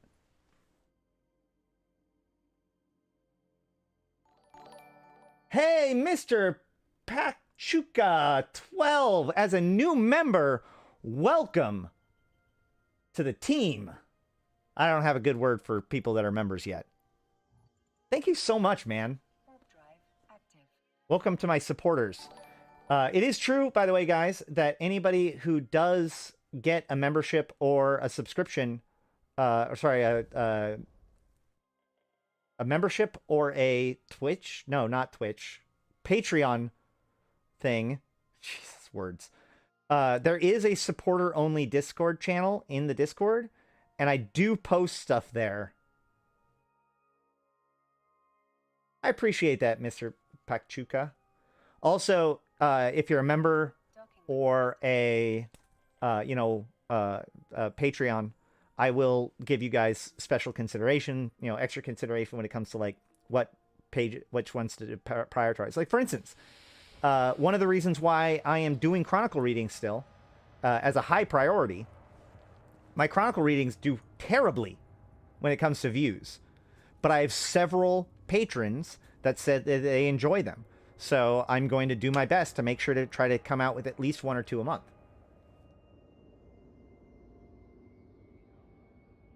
How about welcome to the Sletch from Dune? I mean, we could say welcome to the convocation, glorification to you, or something. I don't know. Whatever. I'm happy to know that Mauro is part of COE. To my very limited extent, RP and Eve, I've played myself, my corp, as Federation supportive and loyal. Awesome. Yeah, Mauro is the core of COE. Basically, COE, the institution, was created because Aderon and Mauro were like sister corps, but they didn't see themselves as one identity. So by creating the Convocation of Empyreans, even though the Aderon wasn't actually in the Convocation of Empyreans, having that alliance level above it helped everybody understand that, oh, these groups are actually all part of this one institution.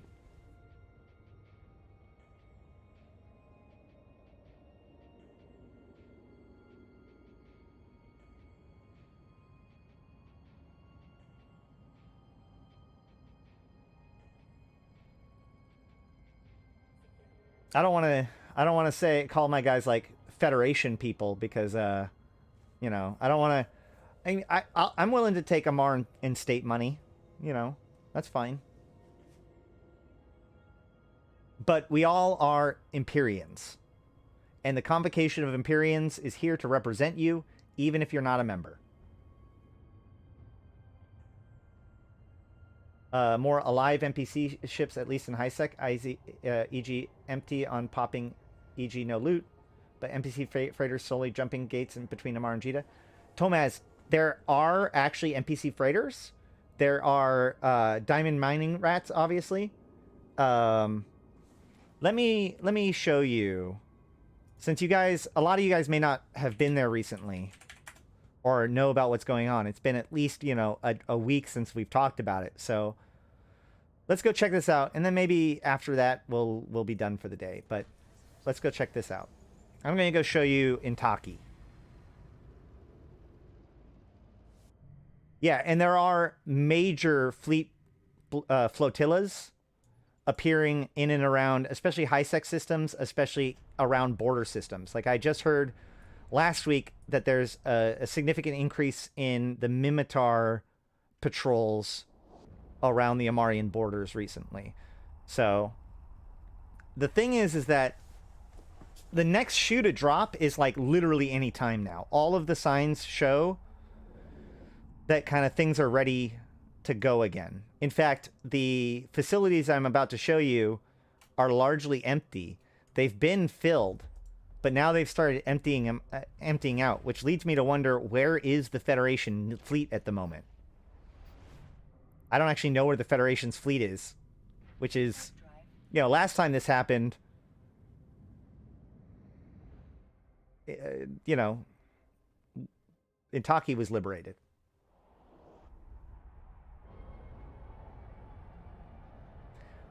We'll see more of that kind of stuff, especially as the next faction campaign begins.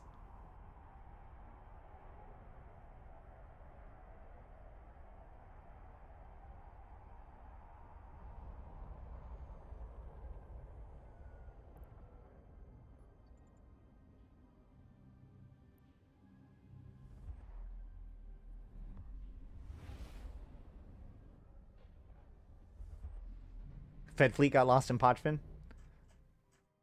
Maybe. Warp drive active.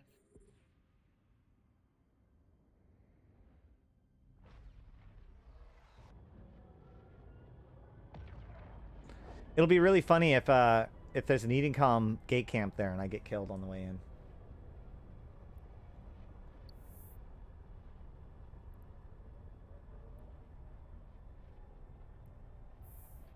Slowly but surely getting up there. 6.44.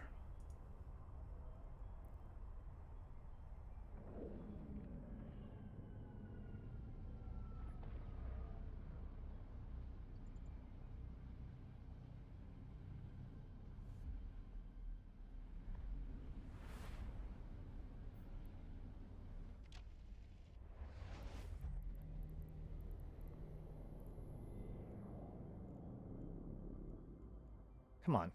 Where's my radial? No? Okay. Fine.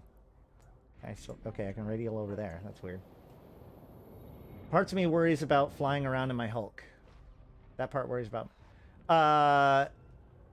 We have actually had a couple of ganks in our mining system recently. We have like been exploring other options. I wouldn't necessarily be in a Hulk right now, but like we do have other ships available. And we always have like Orca boosts and compression and stuff. I personally prefer a Retriever or a Mackinac for moon mining, so that way I can do it for like a long period of time. If I do it in a Hulk, I have to compress like every 2 minutes.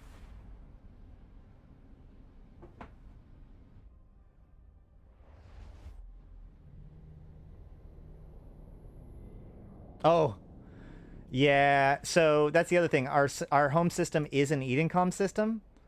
So don't fly it in yourself. Get somebody who is friendly with Edencom to fly it in. But once it's there, the Edencom don't go to the moons. Like, I sit there in my Orca all day.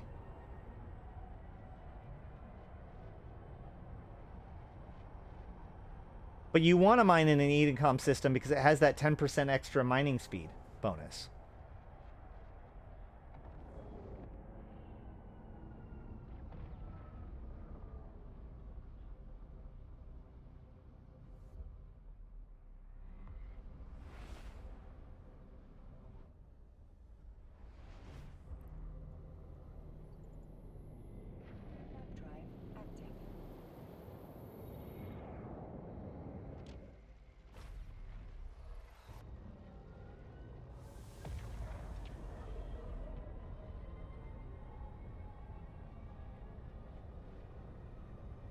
Expedition frigates for the win.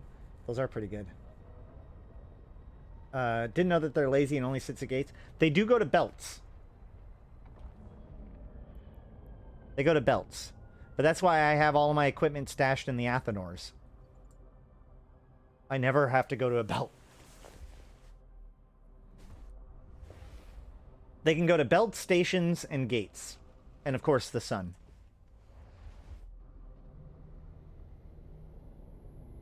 Well, we also have exciting mining. We have 2 different kinds of minings. We have normal mining, which is like the moon mining, and then we have what's called extreme mining, which is everything from gas huffing to mining in low sec, to mining moons in low sec, to mining in Pokvin, all that kind of stuff.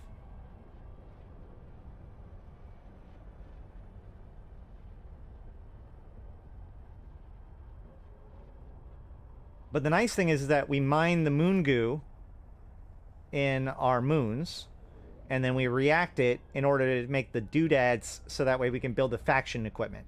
So now people can just run faction warfare, get LP, use that LP to buy BPCs, mine the moon goo, have it dumped into the main system, react it up, add some minerals, and poof, you've got faction ships. You can just be cranking them out.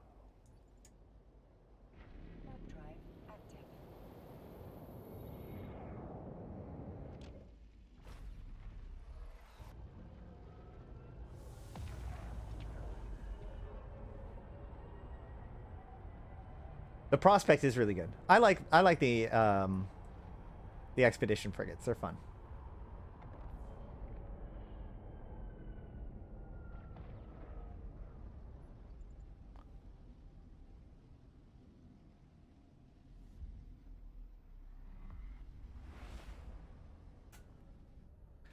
The problem with a Hulk is not just the fact that they're so gankable. It's the fact that, like...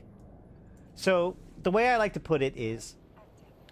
Why do you lock your car when you park it in a bad neighborhood?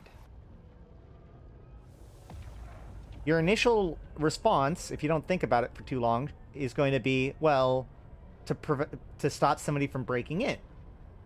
But that's not actually the right answer. Because it doesn't stop somebody from breaking in. If they want to break in, they just break in. What locking your door does is it makes it so that your car is harder to break in than somebody else's car. Your goal is not to stop a dedicated opponent attempting to break in. Your goal is to make it so that they want to break in to somebody else's car instead. I don't recommend selling the reinforced carbon fiber, by the way. The reinforced carbon fiber step is actually very low when it comes to value. I would take it one more step and turn it into life support backup units and auto integrity preservation seals, and then sell those.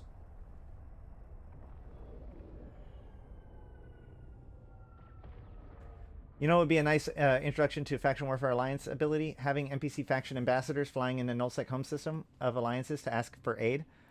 That would be pretty cool, wouldn't it? The Gallente call for aid! Alright. So, now that we're here,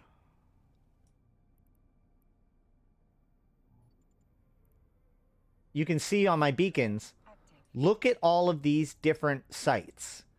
Federation Navy anchorage, infrastructure, installation, outpost, post, station, stronghold, muster point. Okay?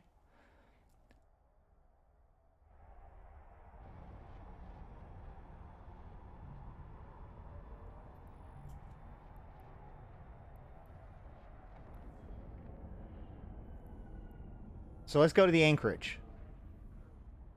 There might be gun stars at some of these, so I might need to leave real quick.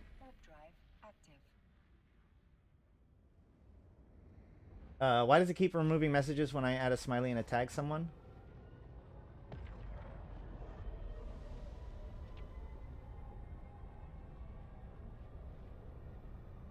I don't know how the API works, man. It's not always perfect. So here is the anchorage station. So this station did not exist prior to Uprising. They built this in Uprising. But you can see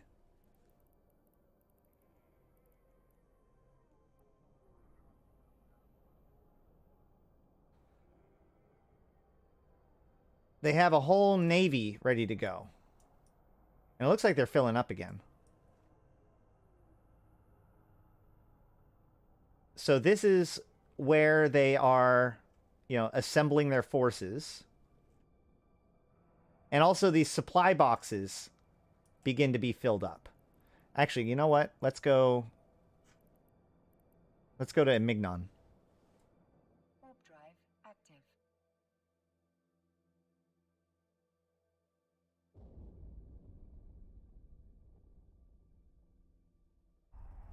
I think that the introduction of the allegiance system will correspond with the next faction campaign, more likely than not. Which means, get ready for Ugalis. I don't know, maybe. Actually, I bet you the next chapter, there's two things that the next chapter could go over that I don't think people are necessarily considering. On the Gallente Caldari side, it's the fate of Syndicate, with the Caldari having moved in there. And on the Amar Mimitar side, it's the fate of the desert people, the guys who disappeared at Turner. Because apparently that story's not over, and it's going to be up to us. Our decisions are going to choose whether or not they succeed or not, basically. Or they're, you know, what happens to them. Warp drive active. And so this is a Mignon. This is the new Stargate that they just built. That was the Stargate that was supposed to lead to Athenoon, but then we didn't build the other half of the Stargate, so they decided to improvise.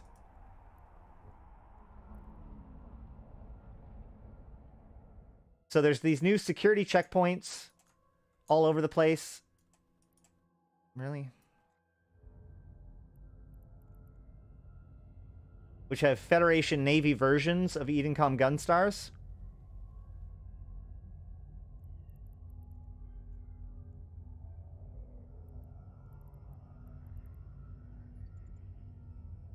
Warp drive active.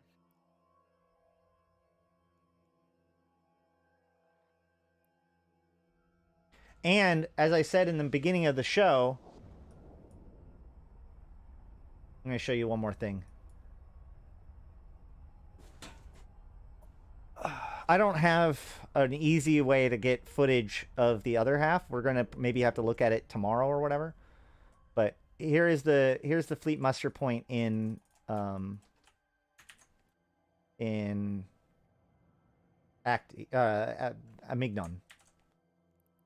Let's go to the stronghold. Now, why is there multiple sites like this? I don't know.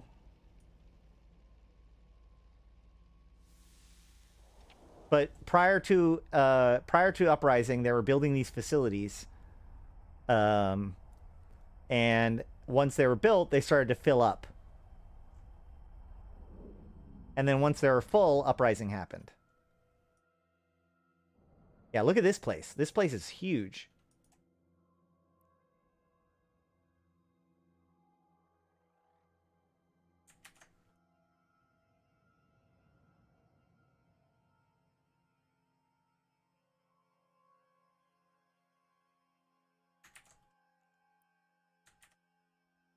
Can I make it go faster?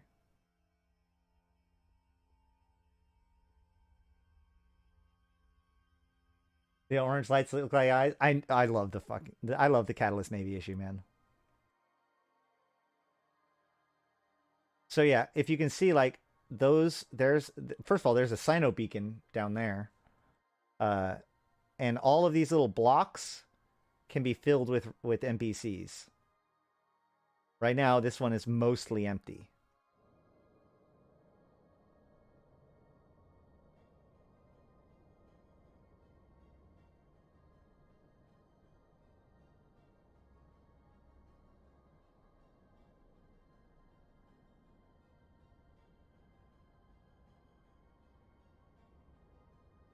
But the supplies have been building up too.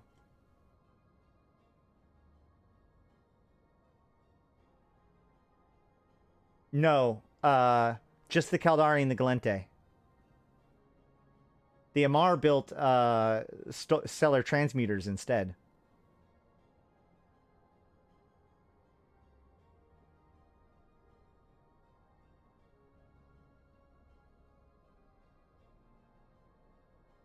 Pretty cool.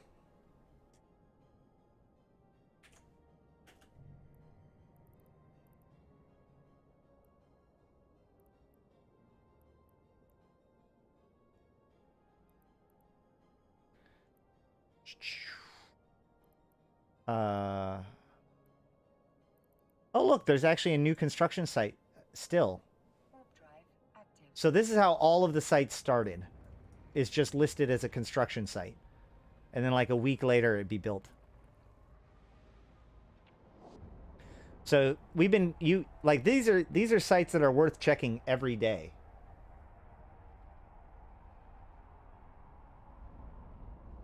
Yep, we don't actually know which ones this could be anything at this point. This is what a construction site looks like when they first start. And what's cool is that if you sit here for long enough, if we sit here, we'll see a hauler show up, drop off some stuff, and then warp away. You can just watch them work all day.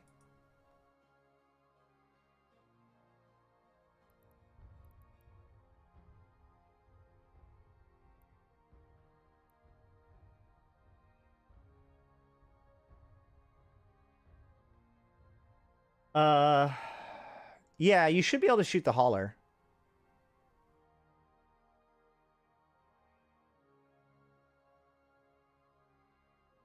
So when you keep shooting the hauler, can you pause or prolong construction? I don't know. I have not tried that.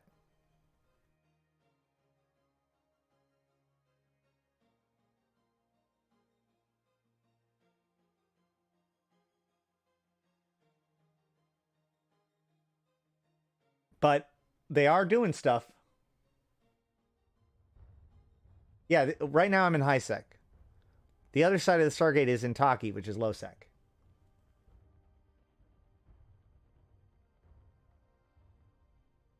Tell you what, we will close out today watching the Uprising trailer, because the Uprising trailer is really good and it shows what led to the, or what happened here, or at least what happened in Intaki. Yeah. But before we do, I do want to show off one more time. Since we're looking at this stuff, it's worth remembering that this morning,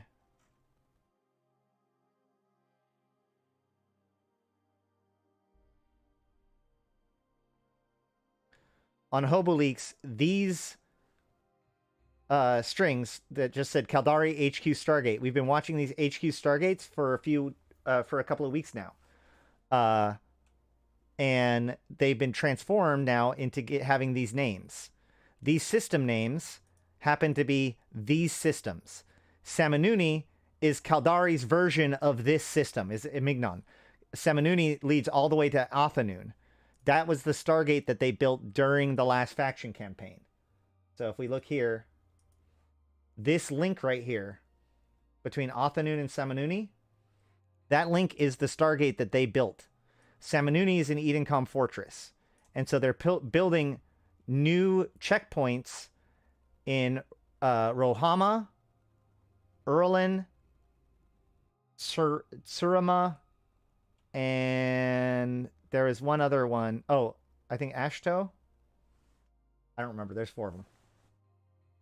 Onamon is a Caldari HQ now?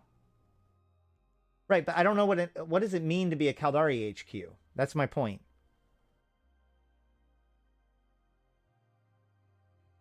And why do they have gates? I don't know. I just know that this was added in today. I haven't gone over there yet because I don't have a character, or like, you know, Ash isn't welcome there. But I was going to head over there with Mortis and check it out later.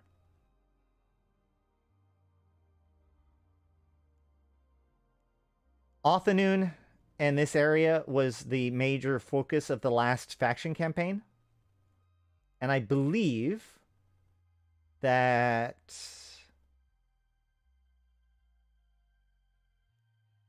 this little cluster here will be the next focus, potentially, because Ugalis right here is a big deal. I made a whole video called the Ugali situation.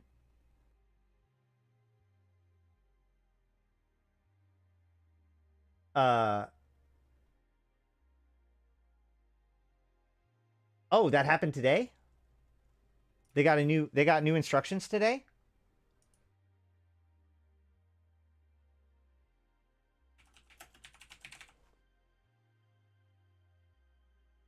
Oh. Here we are. Briefing Strait Protectorate. Caldari Warzone HQ established an Onamon system. Exemplary Protectorate success highly commended. Executive General Heike Torigo, Caldari Navy. That's what all the gates are. Check it out. That's what the difference is. I was looking at them as coming in from Samanuni. But that's it. This is easy. Look. Onamon. Right there. Every system adjacent to Onamon. I think that this one was... Is that one wrong? Did I get that one wrong? I think I did. Yes, I did. Because it is only these 4. So all the systems adjacent to Onamon. So that means that these Stargates, these names, the HQ gates, are the different gates in Onamon. The Onamon gate to Rohama, the Onamon gate to Erlen, the Onamon gate to Surama, and the Onamon gate to Payak. Now, here's the question, though. What does it mean that it's the headquarters? What does this mean? This doesn't... We don't know. I have no idea what it means for there to be a HiSec headquarters. I do find it really interesting. There's probably something more to look at it to there. But yeah. Do an in-depth analysis of what's going on. Okay, so basically, real quick, because I've got other videos that explain all this. So, there was a fight over Athanoon, right? We were trying to build Stargates. We failed to take and hold Othanoon. They managed to succeed in building their Stargate. We failed. After that, Celis Agard came in and took these two constellations and took them out of the war zone. She destroyed her navy destroyed the militia iHubs and instead put in Gallente Federation iHubs. So these are now Gallente only systems. In response to that, the Caldari went to Syndicate, because Syndicate, with Intaki being taken, that made Poidot really nervous.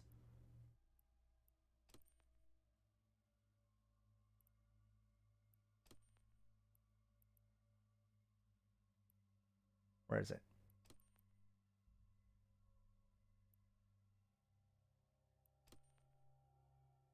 Hold on.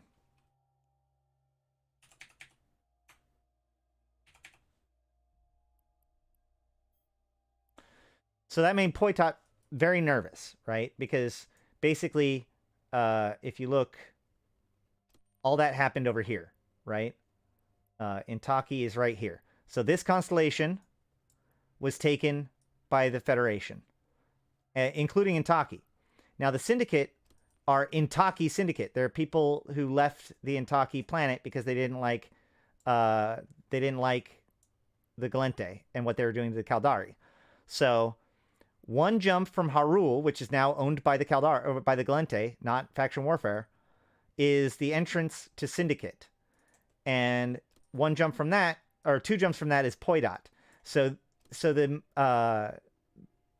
Intaki, or sorry, the Syndicate was very nervous, so they made a deal with the Caldari. This constellation now, you can't really see it. This constellation now is owned by the Caldari Navy. If you go to this system, it'll say Sovereignty of the Caldari State. So this is now a Caldari NPC nullsec constellation. And that's where the fight was left off last time. So, in other words,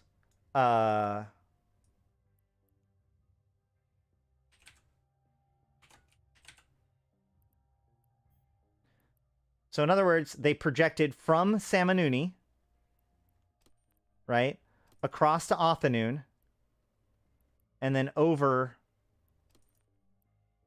to here, right?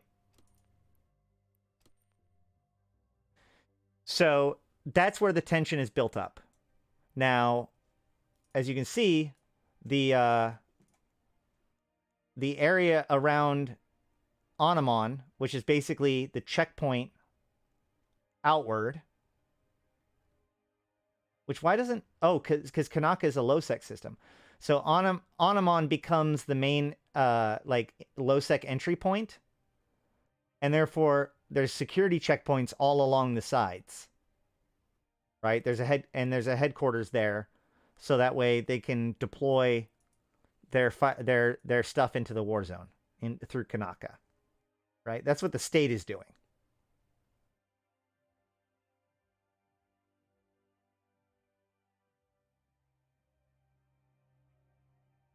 So yeah, we'll have to keep an eye out. That almost guarantees that this week there's going to be something interesting happening, so I guess we'll be talking about it on Thursday. But I think that should just about cover it today. We're going to finish off with the Uprising trailer, but before that, I just want to thank each and every one of you for being here, including all of my supporters. I've already listed them earlier. You know who you are. But all my members, all my Patreon supporters, all the people that go and check out my game, Playton. All that stuff. And who was my new member? Mr. Pachuca. Thank you so much for that. And today, for my special shout out, I wanted to shout out. Oh, I had somebody. Have I done spoons yet? I don't know. That's a nice jacket. I know. Thank you. Hey, sorry in advance. Hey, you know what? That's my shout out. What area of space do you guys do stuff in now? Sorry. Are you nullsec or wormholes? I can't remember.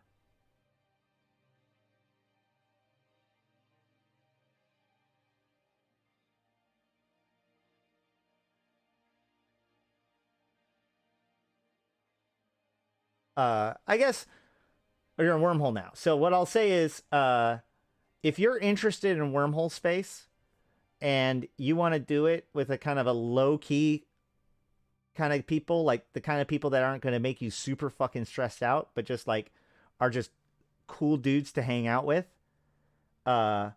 Sorry is a great alliance to join. I can say that right now, and sorry in advance, which I'm sorry, I don't remember your actual in-game name.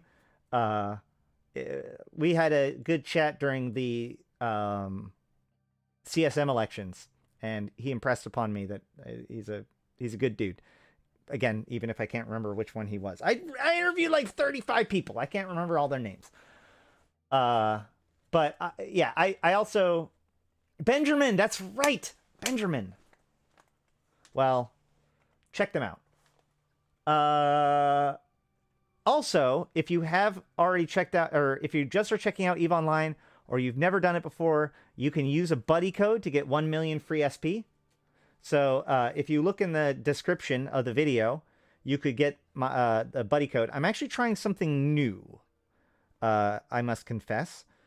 So what I now have both of my marshals, thanks to all of you guys using my buddy code.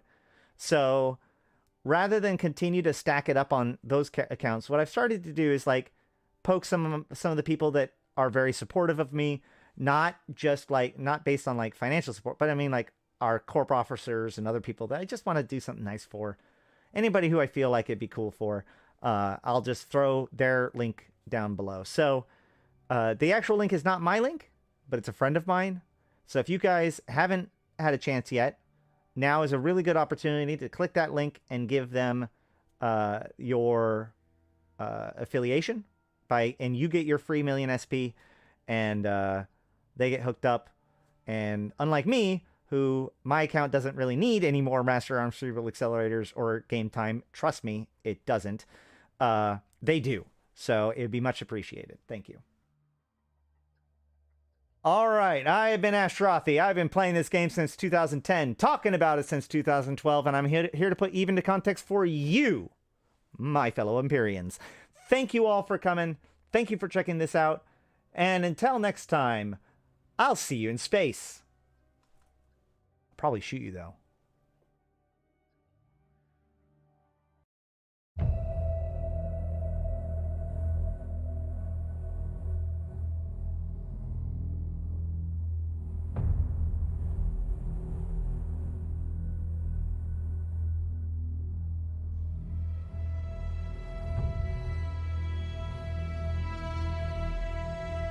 Bring on the wrecking machine.